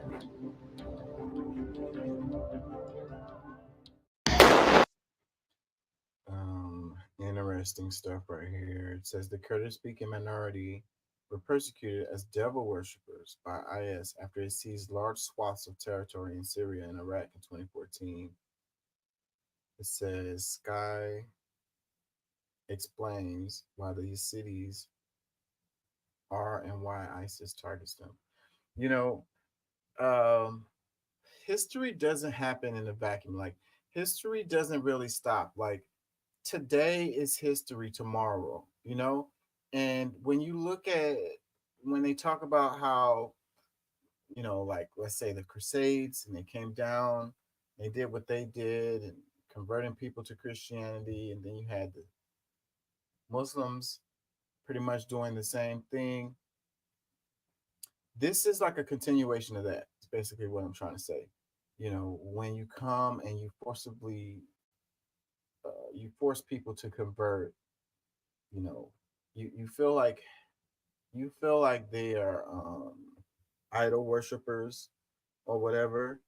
You know, you feel like their religion is illegitimate or whatever, and you come and you force them to convert. So what I'm trying to say is, you know, history continues.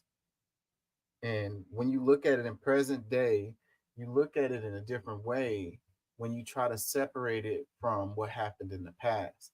But if you can look at the past as a continuation into today, then you can see how the things that happen today are trends that started, in some cases, millennia ago, and is just continuing. And then you can better understand what happened in the past, and you can also better understand what's going to happen in the future. You can understand why, you know, what the motivations are for people's behaviors, if that makes any sense. You know, simplifying things for your own mind doesn't get you to the point of understanding things better. You know, it actually has the opposite of effect. And then when you want to demonize one religion over another one, then you are not understanding what's happening, and you will fall victim to this same kind of ideology. Basically, what I'm saying is, like, from within the mind of the people who are doing this stuff, they feel like they are right.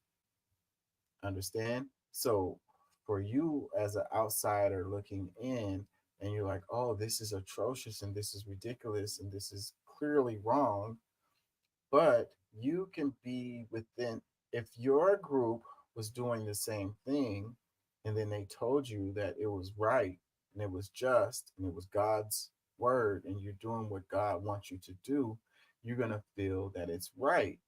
And it's a thing that really happens where people think that if they do the exact same thing, it's right because it's their religion is the right one. The way their culture is the dominant one. The way they live life is the right way to live life. The way they worship is the right way to worship. So what I'm trying to say, like, it's, if you can look at these people and say that they're crazy, that they're in a cult and they're extreme or whatever, and you could be right, but you could also be one of these people, is what I'm trying to get across. Comments. It says, "This is my simple question: why has ISIS never attacked Israel?" Good question. Very, very, very good question. Another comment says, "Why is Sky News showing reports from 2014? Try reporting about the genocide that is happening now in Gaza." Well, again, what happens in history leads to what's happening now. So it's important. It's important so that you can understand what's happening now, how we got here. Comments. It says, "ISIS would not exist if the America didn't ruin the entire region. Everything wrong with this region has been caused by the US, Britain, and the NATO puppets." Ooh. It says, "ISIS doesn't represent Islam. End of debate." 100% true on that. Another comment, "ISIS created by USA and Israel. It has been proven so many times. Canada, England, joint operation. They took Shaman Begum to ISIS. It has been proven. So this people killed by US and allies." Another comment, "Here Muslims are defending what's all written in Quran. Haha, it's like chicken defending KFC." Another comment, "The story is 100% of what happened in Palestine and Gaza." Another comment, "Islam has two sides, the diplomatic axis and the terror axis. Let's be clear in Sleepy Joe's voice. They are both working towards the annihilation of minority religion groups around the world in the collective aim of advancing Islam. Guess what? The diplomatic wing will never publicly accept that what the terror wing are doing is the real Islam as found in the Quran. It's working for overall advancement of Islam. Little wonder why Hamas has the political and the terror wing. Same Saudi, UAE, Qatar, political wing, Iran, Afghanistan. It's a terror wing. Let's be clear. They're all brothers behind closed doors, but we're not ready for this conversation." This person, I don't think they really, they think they know what they're talking about, but they're not. For one, they left when they said these. Well, they did mention Saudi Arabia.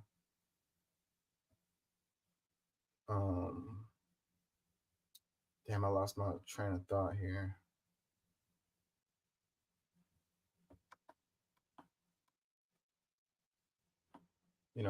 If all of this is true, what this guy is saying, then why does the United States support some of these and are against others? So he has a list here: Saudi, UAE, Qatar.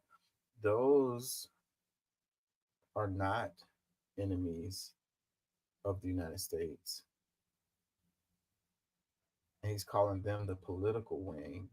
And then you've got Iran, Afghanistan, etc. is the terror wing. So those are the ones that are enemies, quote unquote, of the United States.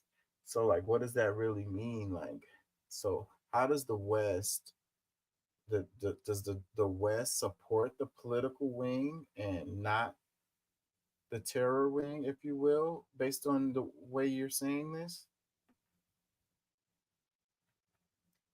Is there a differentiation between the UAE, Saudi Arabia, Qatar, and Iran, Afghanistan?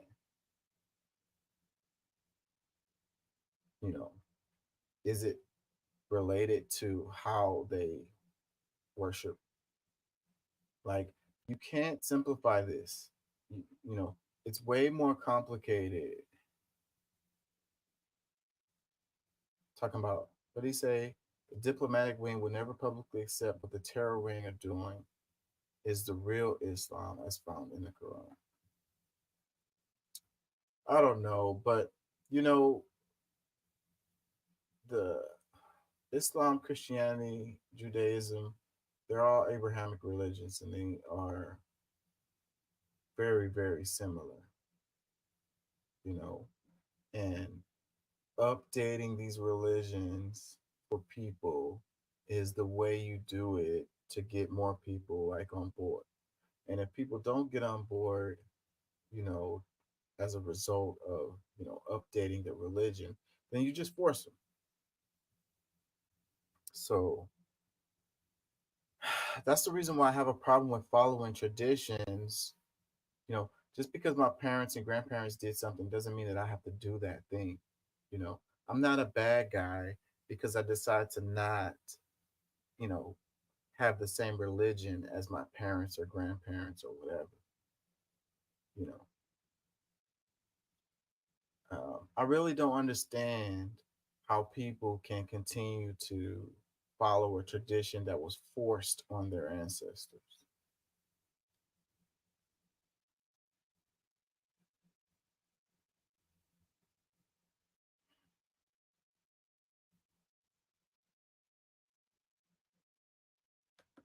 Anyways, it takes years, you know, for things to come out and be talked about properly. So that's another reason why history is important because any contemporary stuff is always controversial. You know, if it's less than 10 years old, it's controversial. And they're not going to be able to talk about it honestly. You know, as time goes on, then they can finally call, you know, a duck a duck. They can say such and such as genocide. You know, right now, what's happening to the people in Palestine is genocide, and then people are like, "Oh, you're being over melodramatic or whatever." But without a doubt, when time passes, they're going to call it that, and it's going to be a general consensus of it. You just can't say it now because it's presently happening.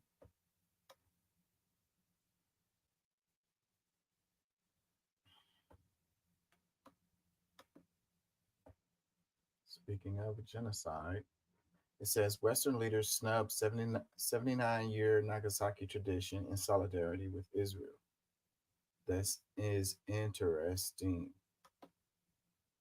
For 79 years, global leaders have participated in memorial ceremonies held in Hiroshima and Nagasaki. These ceremonies serve to honor the victims of the bombings and to promote a message of peace and nuclear disarmament. US and UK ambassadors will skip a ceremony marking the 79th anniversary of the bombing of Nagasaki after Israel was uninvited. US, Britain, Australia, Germany, Italy, Canada, and the EU signed a strongly worded joint letter scolding Nagasaki's mayor. So look at this. US, Britain, Australia, Germany, Italy, Canada, and the EU are skipping this because Israel wasn't invited. It says 250,000 civilians perished when the US bombed Nagasaki and Hiroshima. So it says 79 years ago, the atomic bombings of Hiroshima and Nagasaki claimed 250,000 civilian lives. Today, the very nations responsible for that atrocity are skipping the memorials citing solidarity with Israel after the mayor of Nagasaki disinvited Israel. That is so ironic, bro. It says attending these memorials is more than a ceremonial act. It is a gesture of respect and acknowledgement of past atrocities. Participation reinforces a global commitment to peace and the prevention of future nuclear conflicts. The absence of Western leaders, but especially the US, can and should be perceived as a disregard for the victims and the critical lessons history has taught us about the consequences of nuclear warfare. Those no longer attending US, UK, France, Australia, Italy, and Canada is the irony just completely lost on them, Or are we dealing with something else here? You know, we may be dealing with something else here. We also may be inching towards a repetition of history. You know, when you get to the point and you forget about history and how horrible the thing was, you know, and you downplay it and, you know, justify it or whatever, or it just becomes politicized, you know, that's dangerous territory. And, you know, what I would take from this is that we are closer to a repeat of an atrocity similar to these.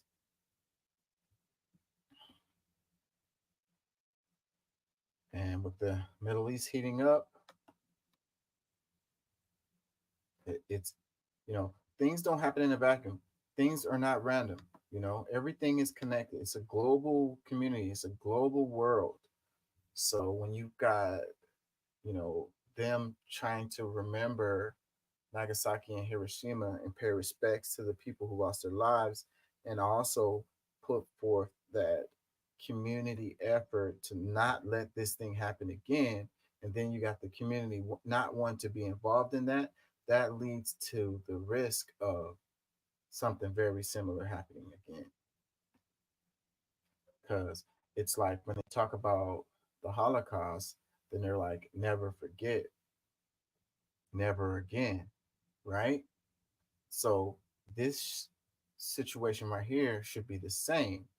Never forget and never again. But then when it becomes political, then never forget, never again is not so much. Comments, it says, they're not leaders, they're colonizers and white supremacists. Why are they even invited? When have they ever promoted actual liberation or peace? All they do is uphold the things that were founded on white supremacy, colonization, enslavement, capitalism, destruction, ecosystems, cultures. You know, I mean, that's a fair argument, but we have to move forward together. And them being invited and showing up, it shows that it's like an admission of guilt. It's like realizing that this was a horrible thing and it should be respected, it should not be forgotten, and it should not be repeated. It's a ceremonial thing. It's an optical thing, because if you feel obligated to go with the optics of the situation, that has, you know, it creates a degrees of separation from making that thing happen again. That makes any sense. Like, it's a necessary thing. It's like a reminder. Let's not do this again. But if you feel like you don't need to respect it, then, you know, the idea of not doing it again is now lost, becomes lost. You have to have a reminder of it, and a reminder that it shouldn't be done again. Comments, it says, this is much more than a disregard for the victims of Nagasaki and Hiroshima. It's a signal that they are considering using nuclear weapons in defense of their spoiled child Israel. See, this is exactly what I'm saying right here. This week, the U.S. sent a B-2 stealth bomber, a nuclear aircraft, to Qatar in preparation for retaliation by the Axis of Resistance for Israel's assassination of Hezbollah and Hamas leaders. Israel and the U.S. may escalate to nuclear warfare because they cannot win this fight. They are depleted militarily, diplomatically, economically, etc. Dark times are ahead of us. See, that's scary right here. See, because that's this is exactly what I was thinking right here. You know, and I saw the pictures of the bomber that they sent over there, and all of the big ships are sitting out there in the water right now. And they're ready to go, you know, fingers right next to the button. And a retaliation is in the works right now against Israel. And who knows how big it's going to be and how Israel's going to respond, how the U.S. is going to respond. We're going to see. Comments, it says, who the hell invites their aggressors to remember the victims? Imagine inviting the killer to remember the murdered person. It's a fair comment, it is, but it's like, it's not as simple as that. I mean, you need it. It's the murderer can show up and say, I'm sorry, I apologize, I was wrong. That's a reason for them to show up.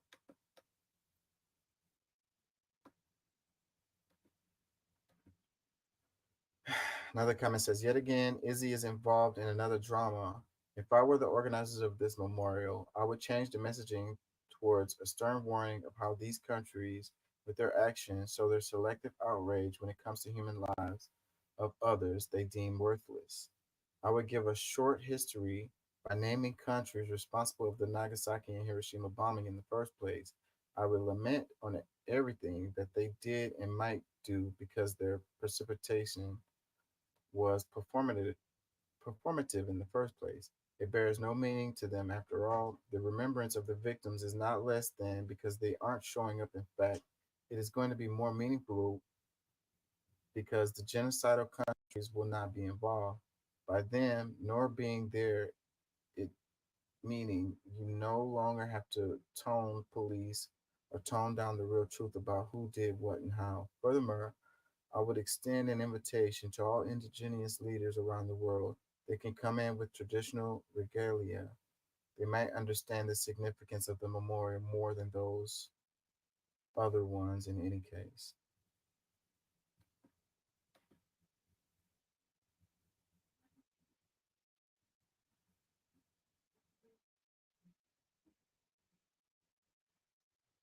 Where'd the oil come from? Is it really bad? Just let it burn slow and turn on the fan. The vent.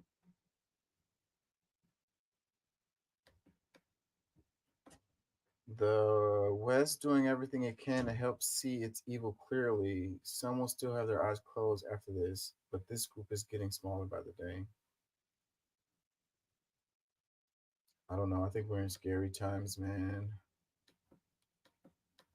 79 years since that atrocity happened. I guess that's long enough to put distance between how horrible the atrocity was. Enough for them to, do it again.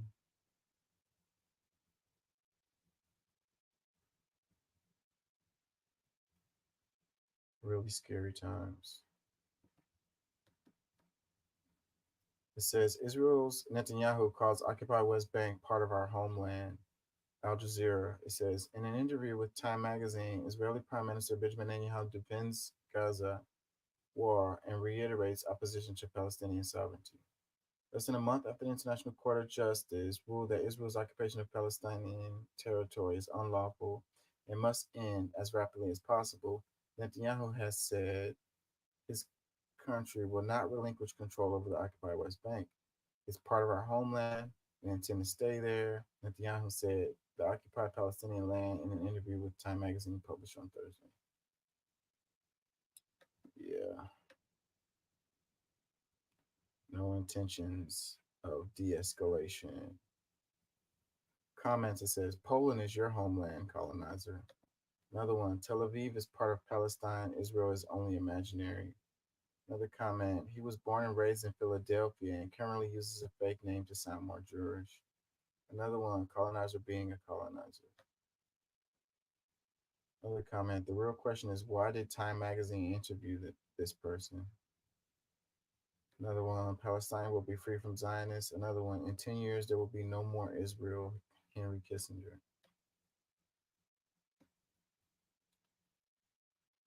Yeah. All those comments pretty much saying the same thing. Let's move on. It says some Houstonians may lose power for 4 to 8 hours as CenterPoint installs new poles and trim trees. This is interesting because, like, after going through what they went through after the storm already, not having power, some people up to 2 weeks or more, and then gonna possibly lose power for 4 to 8 hours. As CenterPoint installs new poles and trims trees, I think a lot of people will be really upset. They're gonna be like, "What the f?" But in defense of CenterPoint, I mean, they need to do these types of things, and it's hopefully they can become more resilient, and install stuff that's gonna be able to handle storms better. Improve the grid, you know, make it more durable. Hopefully they can do that. And I think it'd be okay. You lose 4 to 8 hours of power as they make, you know, as they upgrade the system and make it more durable so that the next storm comes through, you don't lose power for 2 weeks. I think that's a fair trade. I know it's really, really hot right now, but it's going to be really hot. The next storm comes and you can't turn on your AC for 2 weeks. A lot of people died in the storm, and most of the deaths were as a result of the heat. And now that is really, really sad when you have a storm comes. Trees fell on some houses and that killed a couple of people, but most of the deaths happened as a result of the power not being on. Those are preventable deaths. It's not like the storm came through and, like I said, a tree fell on them, or, they got house flooded, or they got drowned from inundated from water or something like that, which you can chalk up to, the storm. But if people have died just because the lights were off, that is very, very sad.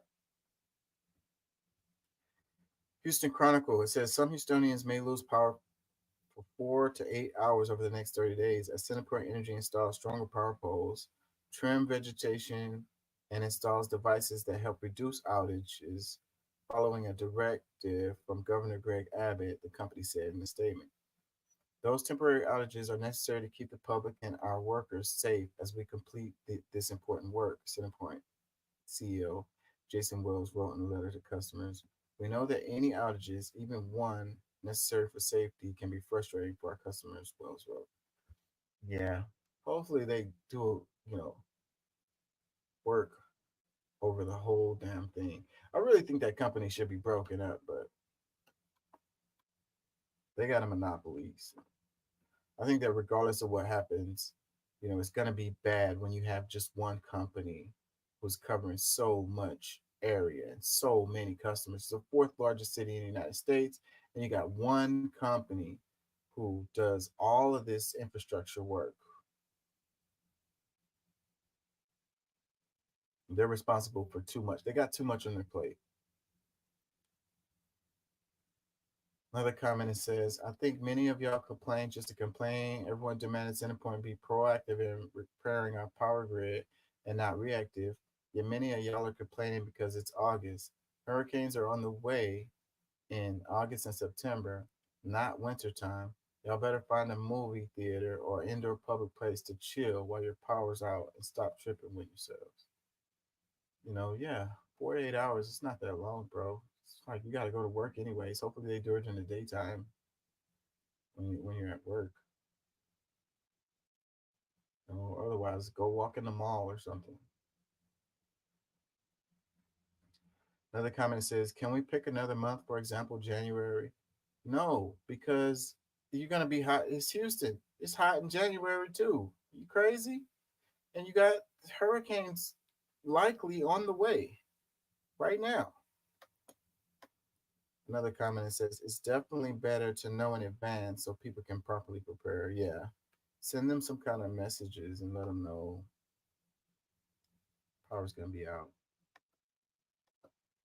It says, another comment says, don't do it in the hottest month of the year. Come on, didn't they learn people were dying from overheating? 4 to 8 hours is not a long time, bro. And hurricanes possibly are coming, bro. Florida just got messed up. What was it, Debbie? Debbie just came through and messed them up, bro. Another comment. When did they release a schedule by zip code or something? Another one. The whole city has PST now. PTSD, yes. We definitely do. We definitely do. Another one. Well, they better do this when it's not over 100 degrees. How can they control what temperature is going to be outside, bro? They don't have no control over that. Another comment, it says, hopefully they let us know when that day will be, but knowing CenterPoint, they won't. You'll just randomly lose electricity. And why do this in August? Couldn't wait till October. No, it's not going to be any cooler in October anyways. You know Houston weather, bro. It's still going to be in the 90s in October. You can pretty much bet that. They need to be prepared for those storms that's coming, possibly coming right now. It's a good chance that we're going to get hit with another one. I think, like most Americans, I could not believe it. It seemed like that would be impossible. There'd be a loophole there. It seemed impossible that anyone would do it. But the fact we're done seemed to show that, lo and behold, members of Congress outperform the stock market by about 6 to 10% on a regular basis. Now, that may be due to the infinite wisdom that resides in these halls, or it could be something different. Luck, smart, savvy trading, or the possibility that there was insider knowledge. It's not about trying to get involved too deeply in the SEC's responsibility. It's trying to clarify for the American public that their public servants are held not just to the same law. I would argue we need to hold ourselves to a higher standard. We need to make it perfectly clear so that when they hear our debates, they differ with us on the substance of the debate, not on our motives.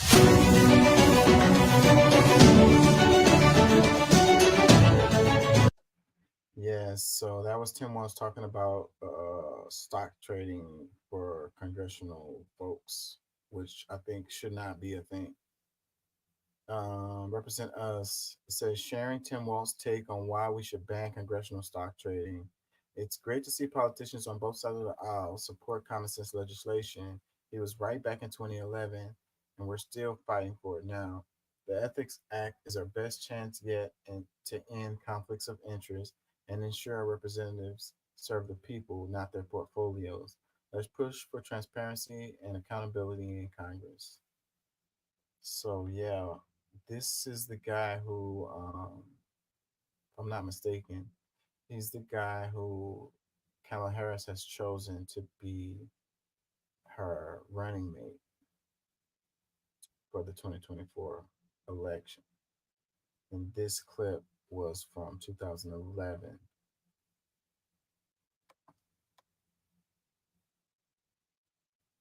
Comments, it says, he's a socialist. Please be careful of showing only one side, as people will get a warped opinion of him, I guess they meant to say. So boxing him into a socialist is like, that's a scary word. He's a socialist. What do you have to support that? And it says showing only one side. What do you mean showing only one side? I mean, on this topic, we're talking about Congress trading stocks. Are you supportive of Congress being able to trade stocks using insider information, or do you have a problem with it? Let's focus on the policies, the issues, what we're talking about here. Comment says, every clip I see, I keep liking him better. Another one, outperformed by 6 to 10%? Question mark. Yeah, maybe 20 years ago, they outperformed by 1,000% now. Have you seen Pelosi's returns? Another comment, it says, well, that was 2011, so that was a good, 13 years ago. Another comment says, too bad he is wrong about everything else. Another comment, I agree with him on this. It's where men can have babies and fight in women's sports, open borders, and tax, and spend more where he loses me.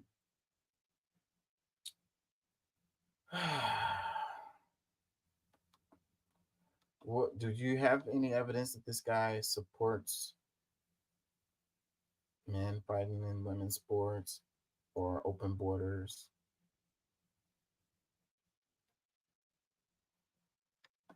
That comment was not very well written either. Another comment says he's a good guy. Another one, we did a good thing here. Another one, I think the SAFE Act, proof of citizenship to vote, is a little more of a pressing issue currently, and we should be more focused on getting that passed before the election. Okay, so just let the Congress keep on screwing over everybody. It ain't gonna matter what your vote is if the politicians are cashing in and not representing the people. Like, regardless of who you vote for, they are cashing in and using their insider knowledge to make trades in the stock market to get rich, as opposed to representing the people. No, I think this is a really important issue. It's like, what are they there for? Are they there to support or represent their constituents, or are they there to get rich? Because if they're there to get rich, then they're not going to be doing anything for you. Another comment says his pal Pelosi wouldn't bring it to the House floor for a vote when she was Speaker.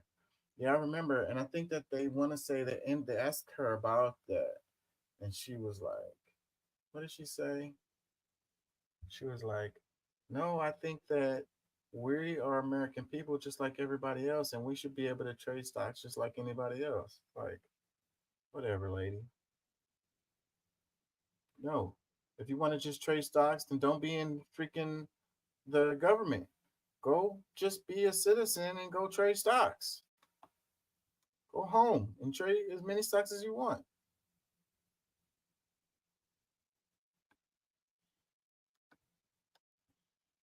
It says, and Obama did nothing about it.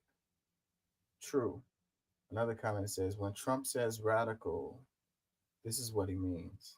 Another one, unfortunately, no Republicans and most Democrats in Congress, like Pelosi, will vote to ban insider trading by members of Congress. I don't think so either. I really don't. I don't see either side supporting it. They want to have their chance to be able to, cash in. They got so many different ways to cash in. That the Israeli ambassador be present. Look, we thought it was important that the Israeli ambassador be invited, as the ambassadors of other countries have been invited, that no country that should have been singled out to not be invited to this celebration. And that's why the ambassador took the step that he did. And I presume why the ambassadors of other countries took the steps that they did in deciding not to attend. Why is it so important that the Israeli ambassador be present? Look, we thought it was important that the Israeli ambassador be invited, as the ambassadors of other countries have been invited, that no country that should have been singled out to not be invited to this celebration. And that's why the ambassador took the step that he did. And I presume why the ambassadors of other countries took the steps that they did in deciding not to attend. It's like, why is it so important for Israel to, be able to attend this freaking event? It's like, you can't single out nobody.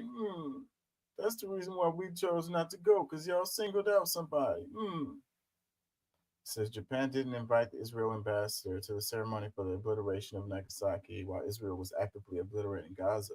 So the U.S. is boycotting the ceremony of its obliteration of Nagasaki in solidarity with Israel's obliteration of Gaza.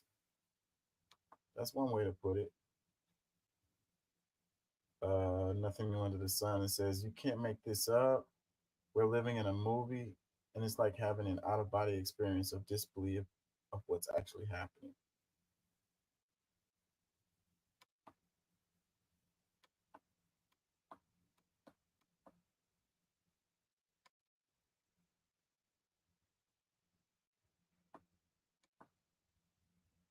talks about President Biden. He says that he doesn't believe Biden wanted to drop out. He says it's unconstitutional to have Biden drop out, which is not true. Biden dropped out on his own volition. There's nothing unconstitutional about that. He says it's unconstitutional that Democrats haven't had a primary process. That's not true at all. One more thing, just to show you how free-wielding this press conference is, to your point, Kira, is he does make that comment about crowd size. Somebody asks him about Harris's rallies and their crowd size and the fact that they have broken broken records for Democrats this cycle. And that is the thing that Trump seemed to have the most fiery response about. Clearly, it hits at him in a certain way. And he mentioned that he has big crowd size. And then he went on to say in a question about January 6th that he said he had a bigger crowd, or a crowd that rivaled MLK's I Have a Dream speech when he spoke to that Stop the Steal rally on January 6th. Trump talks about President Biden. He says that he doesn't believe Biden wanted to drop out. He said, ABC News, it says, fact checks Trump's press conference saying that despite Trump's claims otherwise, there is nothing unconstitutional about Biden dropping out. Comments, it says, you news networks better start calling about his cognitive decline as the old man in the race as much as you did about Biden. Another one, he's completely losing his mind live and in front of millions. Let's see. Another comment says, he's more unhinged than usual. It's over for you, Donnie. You love Kamala, and so do many Republican wives. They just don't tell who they voted for. Another comment, every day in every way, Trump displays his insanity. All the comments are the same. Let's move on.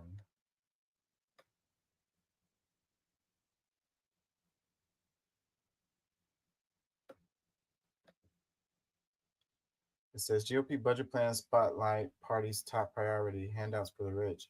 Republicans would rather protect their billionaire friends at the expense of everyone else, said the chair of the Joint Economics Committee. Common Dream just says, budget proposals released by Congress Republicans in recent months lay bare the party's desire to slash taxes for wealthy Americans and large corporations at the expense of key government programs and services, including nutrition assistance, environmental protection, and Medicaid. That's according to an analysis released Wednesday by Democrat on the Joint Economic Committee, which examined budget plans the GOP has released as Congress works to craft and pass government funding bills for the coming fiscal year. The JEC specifically cites a fiscal year 2025 budget proposal published in March by a Republican study committee, a panel comprised of 3/4 of the House GOP caucus. The plan, the GEC Democrat noted Wednesday, claims to balance the budget by cutting Medicare spending, raising the retirement age for Social Security, capping funding for Medicaid and CHIP, and cutting the rest of non-defense discretionary spending by 31% across the board. This would drive up health costs for American families by increasing premiums for Affordable Care Act, healthcare plans, and getting rid of protections of people with pre-existing conditions, a new analysis says. It would also prohibit Medicare from negotiating down prescription drug costs. A separate proposal from Republicans on the House Budget Committee claims it would finance large tax cuts for the wealthy by both slashing key services and assuming that their tax giveaways lead to unrealistic levels of economic growth, the Democratic report says. Analyzing this budget with more reasonable economic assumptions instead shows that budget would likely require the government to eliminate most federal services within a decade, the report adds. That's kind of extra over the top, but yeah, I think that, you have those headlines and you have those slogans and you have those things that the politicians say, and then people don't take time to look and see what the hell that actually means. Like the one where you had Trump talking about not taxing Social Security or whatever. And then you had people who started looking into that and seeing what that really means. And then it turns out that it's not necessarily a good thing. Like on its face, it sounds like a good thing, but in practice, it's probably not once you look through the details of how they plan on doing that particular thing. So I think that, they love us to be stuck on the, cultural issues and simplify things and put things in a box and be like, those guys are bad and their policies are bad or whatever, instead of any of us actually digging through the policies and what they actually mean and how they will actually work out. Some of the things you can do is look at the trends related to what they've done in the past. And you don't never know what they're going to do exactly in the future, but it can give you a good idea. because whatever they did in the past, they're likely to do similar things in the future.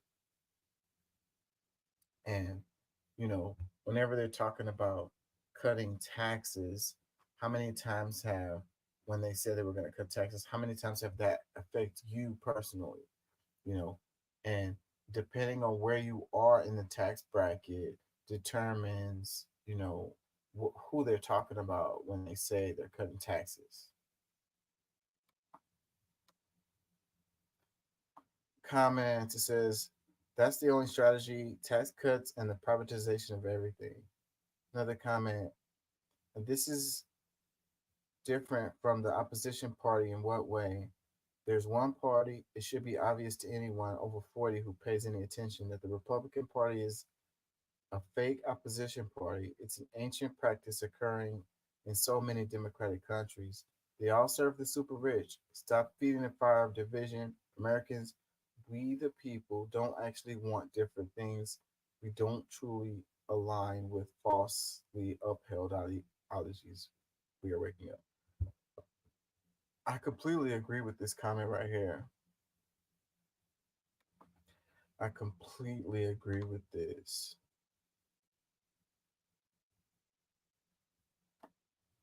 It says they all serve the super rich. Stop feeding the fire division. When you are pointing to one side or the other, it's those guys, they suck. It's those guys' fault. Everything is fucked up because of them. That's exactly what they want you to be, and it doesn't even matter which side you're on. They're winning if you're thinking like that. It's the corporations who get what they want every time. I mean, look at the record. The people agree overwhelmingly on most of the issues, most of the policies, most of the stuff that really matters to Americans. They overwhelmingly agree, and they are on both sides, but they're getting screwed and they don't get what they want, and then they get confused and thinking that it's the other side that's keeping them from getting what they want, when it's probably the same side that they support that's keeping them from getting what they want. And they're keeping you distracted. It's like a magic trick. It's like, look at this hand while I do this with this hand, like they're running out the back door with the bag while they're making you look at some stupid magic trick, some stuff about cultural issues. And it's lies. It's fake. It's not true. It's just like magic. It's not real.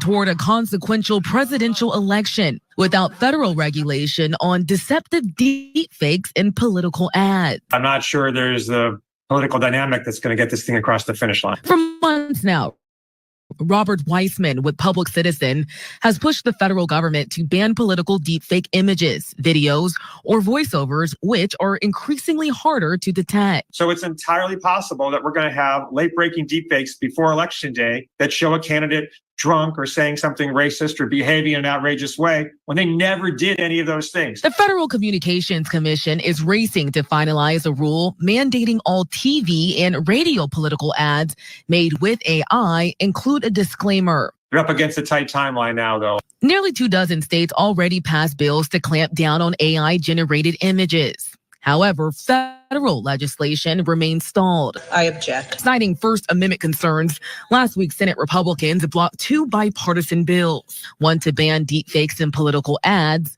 another to label political ads that use AI, like the parody video recently shared by ex-CEO Elon Musk.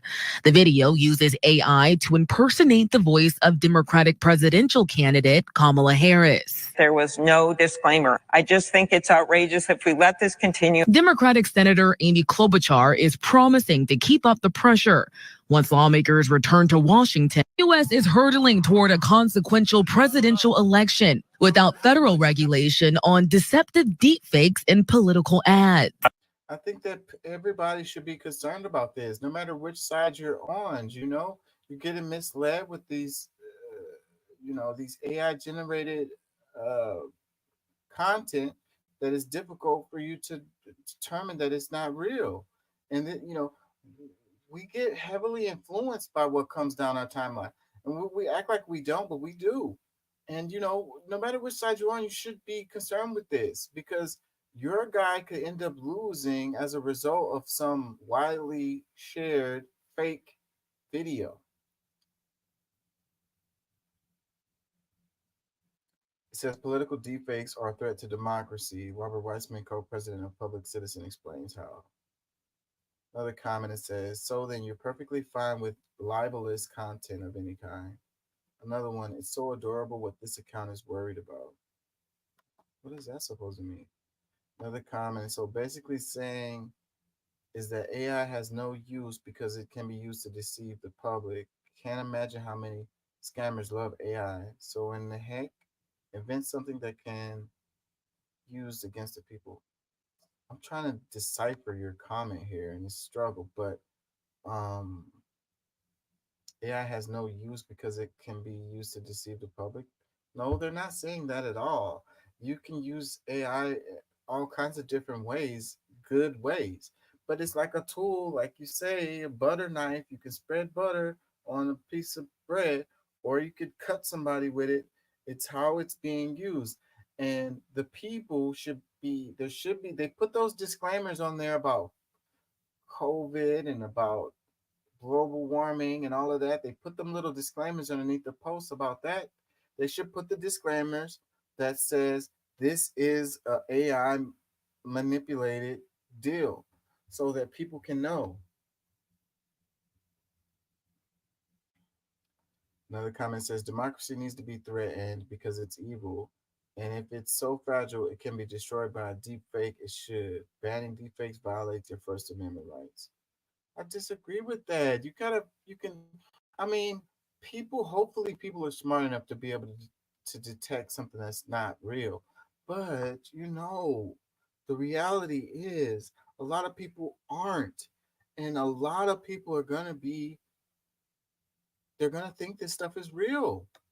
And then you're going to have people that know that it's not real and they're going to share it too.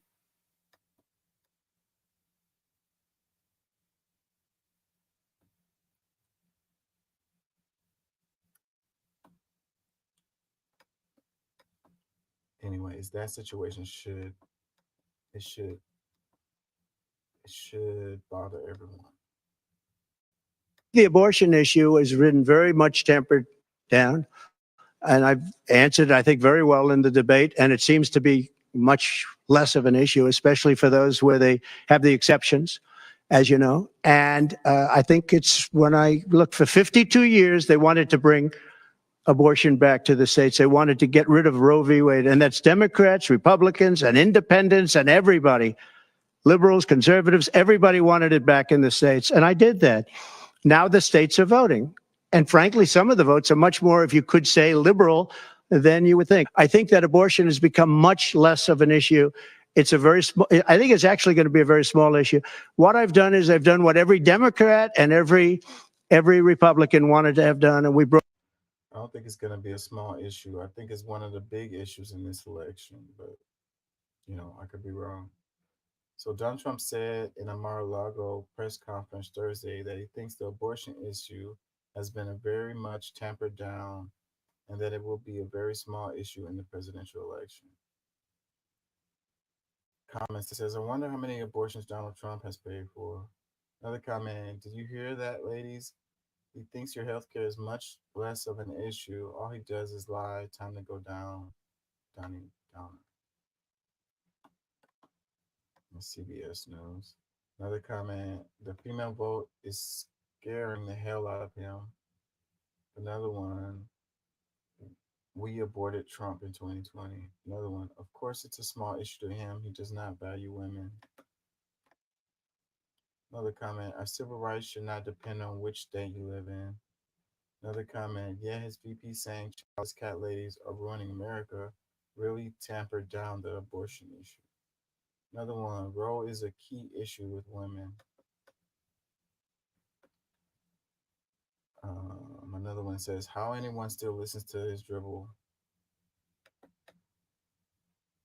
Another one, roll your vote. He's not telling the truth. Another one, Wrong answer is still very well maybe the issue that sinks your little boat at the bottom of the ocean.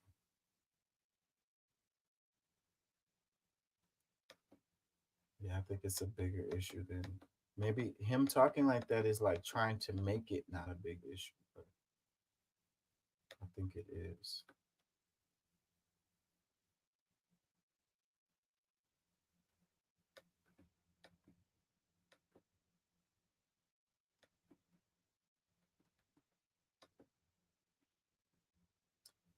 Daily Beast, Vets Group calls BS on GOP attack of Tim Walz military service. Facts versus fiction, Tim Walz record. Fiction, Tim Walz retired because he knew he was going to be deployed to Iraq. Facts, BS, Tim submitted his retirement request to the U.S. Army National Guard months prior to notification of his unit's deployment. His unit was fully sourced, staffed, and his request was approved. He retired in May 2005. Tim Walz is using a rank he didn't attain, and that's stolen valor. BS, and the Minnesota National Guard says it's BS. It's entirely accurate to describe Tim as having been a commander sergeant major, the rank under which he served, and the Minnesota National Guard has emphasized in public statements that he can be referred to as such.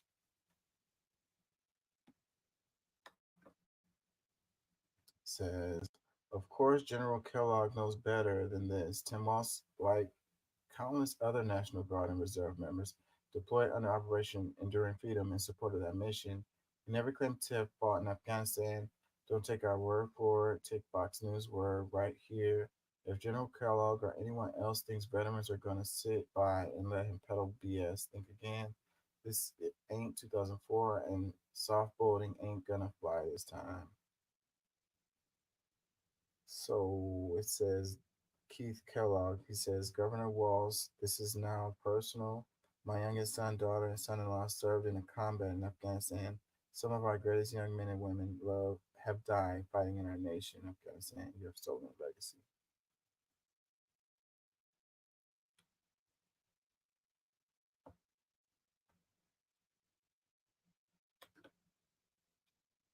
It's a bit Karen-y, but here's the problem with that. Vote Vets came out immediately with a fact check. Governor Walz submitted his retirement request months prior to notification that his unit was going to be deployed to Iraq. The Minnesota National Guard has also confirmed Walz's rank is accurate. It is not stolen valor. And let's just be clear, J.D. Vance was in the comms side in the military, in the Marines. He was not shooting it out on the front line. So he's not exactly some heroic war hero. Stuart Stevens, that was a bit Karen-y, but here. People to judge. Come to think of it, denigrating.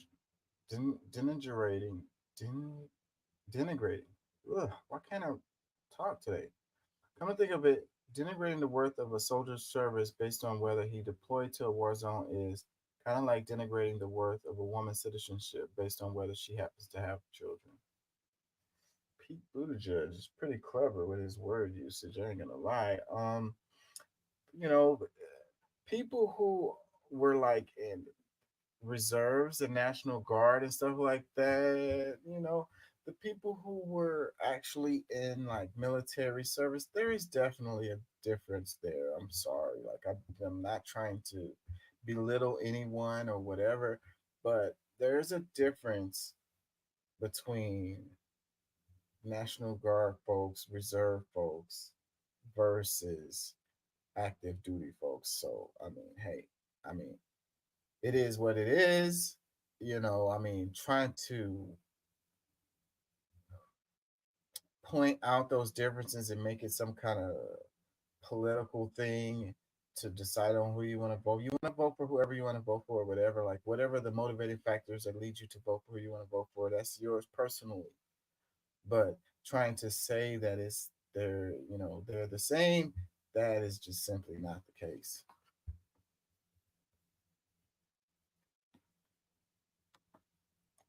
It says J.D. Vance has a long record of attacking U.S. troops and veterans. In less than 2 years in Congress, he voted no on pay raise for U.S. troops, no on funding for the VA, no on expanding home care for veterans, No on aid to Israel, Ukraine, and Taiwan. No on border security. I like the no on aid to Israel, Ukraine, and Taiwan.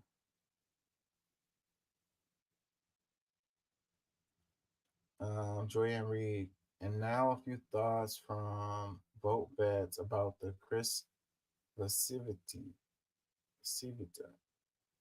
retweet of the Swift boat attacks he dropped on John Kerry back in 2004, funded by Clarence Thomas, Paymaster Harlan Crow, which is now trying to on Coach Waltz as Trump's campaign manager. This is just a bunch of political like BS, I would say.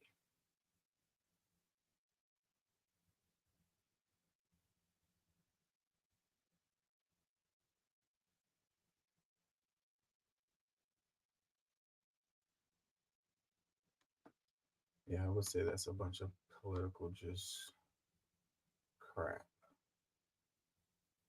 That's a big pile of political poop.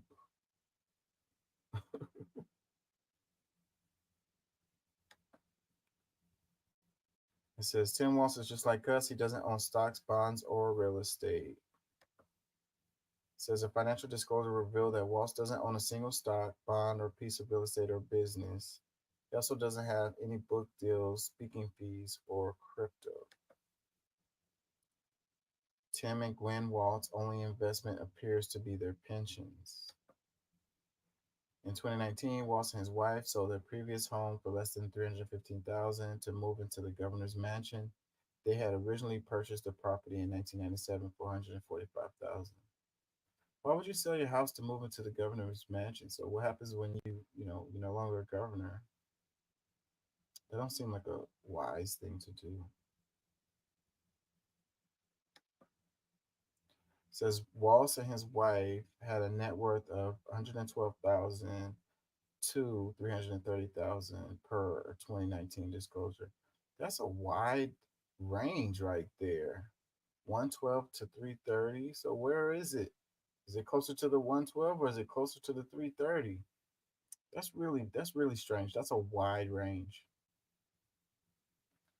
It says this is in stark contrast to JD Vance, who has an estimated net worth of $3 million to $10 million. Another wide range, $3 million to $10 million. You know, whenever people are talking about how much somebody is worth or whatever, I'm always like, man, I'm gonna have to call BS, because how hell do you know? Like, really, like, if you just straight up and ask anybody, somebody you know, your friend, hey, how much money do you have, or how much money you make, even, or something like that, there's a good chance that they're not gonna tell you the truth or whatever. Like, you know, and you can't look at their bank account. So I don't know. What difference does it make anyways? I mean, I guess what they're trying to say is that, you know, JD Vance is fairly wealthy and he's going to look out for wealthy individuals, and Waltz is not wealthy and he's going to look out for people who aren't wealthy. But that may not necessarily be the case. Just because they're wealthy, you know, doesn't mean that they're going to look out for wealthy people. And just because they're not wealthy doesn't mean that they're going to necessarily look out for people who aren't wealthy. You know, it could totally go the other way. That's not evidence to say that. It says Walter's salary as governor of Minnesota is $127,000. He was eligible for a raise last year to $149,000. However, he denied it. So now that is actual telling information right there. So I guess he feels like, you know, the 127 is enough. I always ask people, how much is enough? How much is enough? You know, and the thing is, a lot of people can't really answer that question. And, you know, and if they're really going to be honest with themselves, it's never enough. They want to compete with their friends and neighbors and whatever. So, you know, their neighbor has more square footage. They have a newer car. So they got to keep up with the Joneses. It's exponential growth. It says, unlike the typical elected official, Tim Walz does not own any stock, bonds, or real estate, according to the Minnesota governor's latest financial disclosure.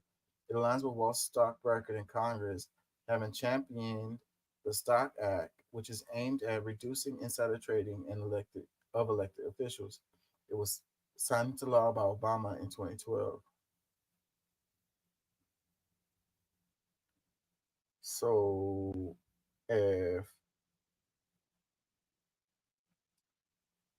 the the Stock Act was signed into law, then why are they still trading stocks? Help me understand that.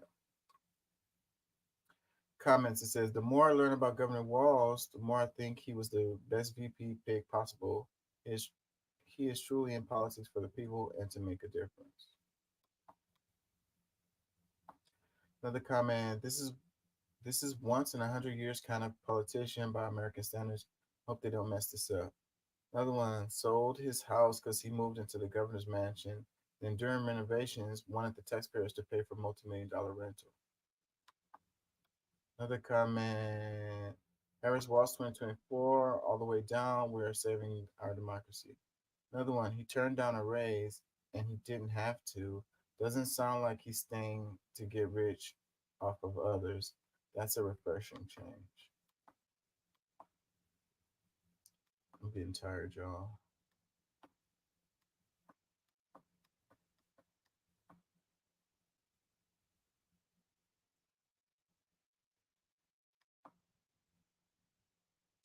Cybersecurity researchers finds yet another flaw in Georgia's voter cancellation portal.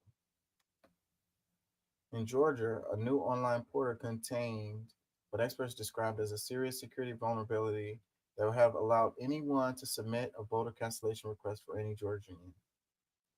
All that was required was a name, date of birth, and county of residence, information easily discoverable online. It's a terrible vulnerability to leave open, and it's essential to be fixed, said cybersecurity researcher Jason Parker, who identified the flaw and alerted ProPublica and Atlanta News First. The flaw has since been fixed. Oh, so it has been fixed. So then why are you even talking about it? The issue Parker exposed was as bad as any voter cancellation bug could be, and incredibly sloppy coding, said Zach Edwards, a senior threat researcher at the cybersecurity firm who reviewed the flaw at ProPublica's request. It probably wasn't a sloppy coding. It was probably on purpose. It says, it's shocking to have one of these bugs occur on a serious website. Parker, the cybersecurity researcher, said it took them less than 2 hours of poking around the website to find the vulnerability. In a video shared with ProPublica, they demonstrated how the registration cancellation tool could be exploited in roughly a minute. Days after the portal's July 29th launch, the Associated Press and The Current each reported the existence of a separate security vulnerabilities that expose voters' sensitive personal information, including the last 4 digits of their social security number and their full driver's license number. The Secretary of State's office said it quickly fixed the portal. The flaw found by Parker was different from the 2 previously reported ones. On August 3rd, ProPublica also reported an attempt by outside actors to misuse the portal, including unsuccessful efforts to cancel the registration of 2 prominent Republicans, Secretary of State Brad Raffensperger and Representative Marjorie Taylor Greene. We have updated the process to include an error message letting the individual know their submission is incomplete and will not be processed. Blake Evans, Georgia's elections director, said in a statement from the Secretary of State's office about the flaw discovered by Parker. Incomplete paper and online applications will not be accepted. Parker's cancellation request would have lacked a driver's license number. Yeah, it's still important to look at stuff like this because this is the kind of shadiness, when people talk about voter suppression or they talk about,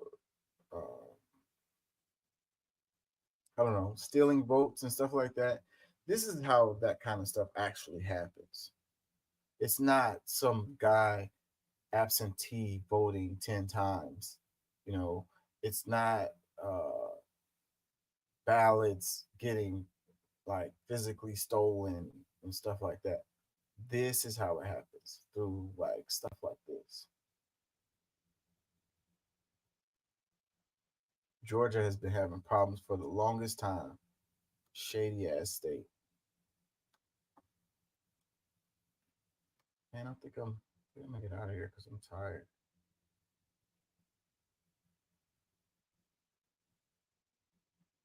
I think I'm gonna go, y'all. How long have I been on? 3 hours? Let me see. I wanted to look at some headlines.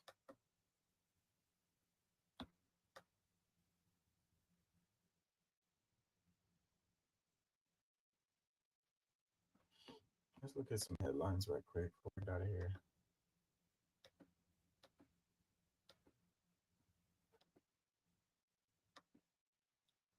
AP. Plane crashes in Brazil, Sao Paulo, killing all 61 on board, airline says. A Brazilian airliner says one of his passenger planes with 61 people aboard has crashed into a gated residential community in Brazil's Sao Paulo state Friday, killing all who were aboard. That is sad.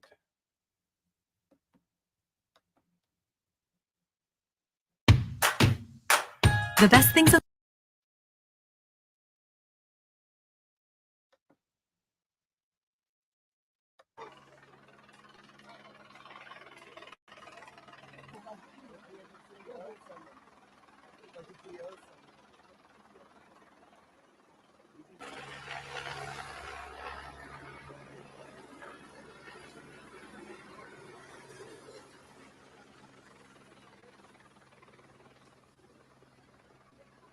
Was it one of those little planes? It must have been if it was only 61 people on board.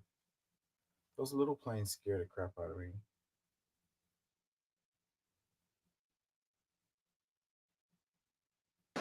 Eu tenho que ser portador de uma notícia muito ruim. E que eu queria que todos se colocassem de pé para que a gente fizesse um minuto de silêncio, porque acaba de cair um avião na cidade de Vinhedo, São Paulo, com 58 passageiros e 4 tripulantes, e parece que todos morreram. Então eu queria pedir um minuto de silêncio para as vítimas.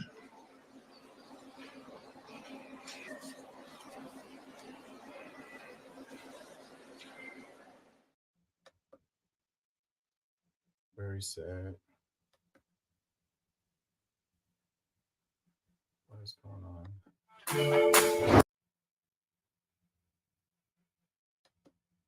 Was I even sharing that?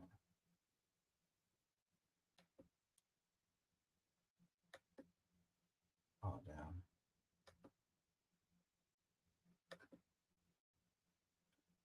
Okay. Let me refresh the whole screen. Says Donald Trump heads to Montana rally after plane was diverted but landed safely. Former President Donald Trump headed to Montana for a Friday night rally in hopes of ousting the state Democratic senator, but his plane first had to divert to an airport on the other side of the Rocky Mountains because of a mechanical issue, according to Air Force staff. It's kind of scary.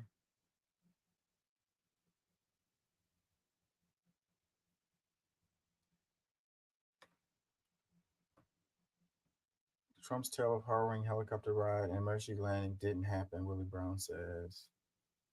A win for the Harris-Walz ticket would also mean the country's first Native American female governor.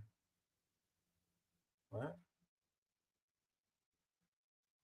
How does that work? I don't care enough to. Trump campaign projects confidence and looks to young male voters for an edge on Harris. Young male voters. Boxer Imani Khalid wins gold to cap an Olympics marked by scrutiny over her sex.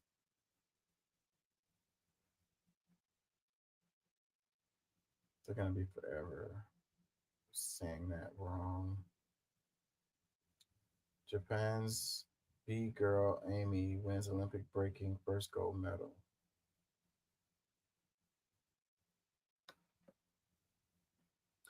Last known intact U.S. slave ship is to be broken and should stay underwater, a report recommends.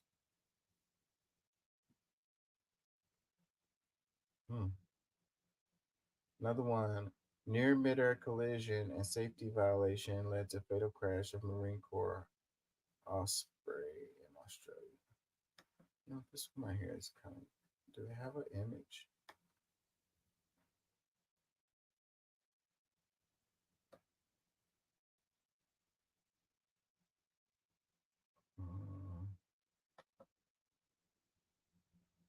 How is it intact if this is what it looks like?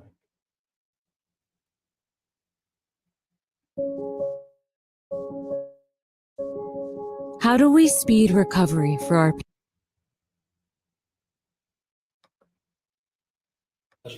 gave us a much better sense of Clotilda, of the condition of Clotilda, what lives in Clotilda's timbers, and what Clotilda's timbers have undergone in many ways.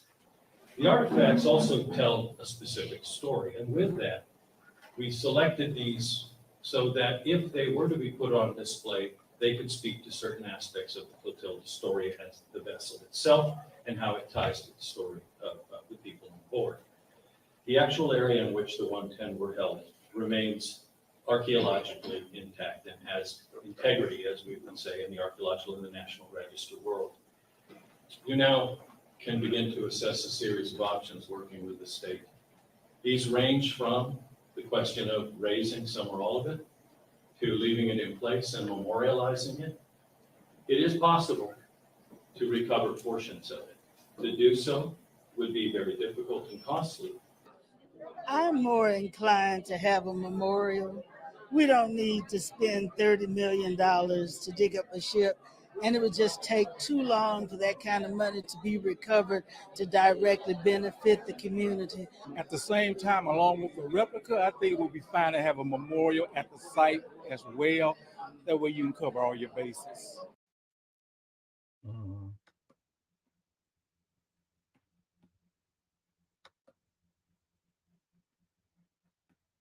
Okay.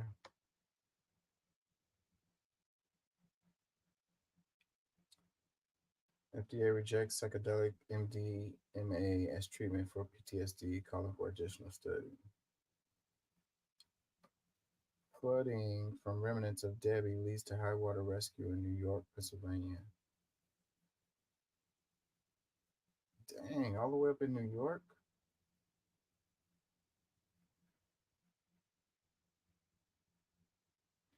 A homemade aquarium appeared in Brooklyn tree bed, then came the goldfish ice. Debbie caused trouble all the way up into New York and Pennsylvania. That is a trip.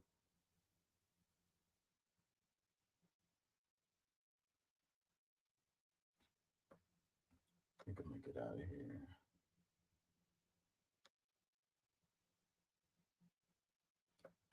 I'm gonna go. Peace and love. Thank y'all for listening. Thank y'all.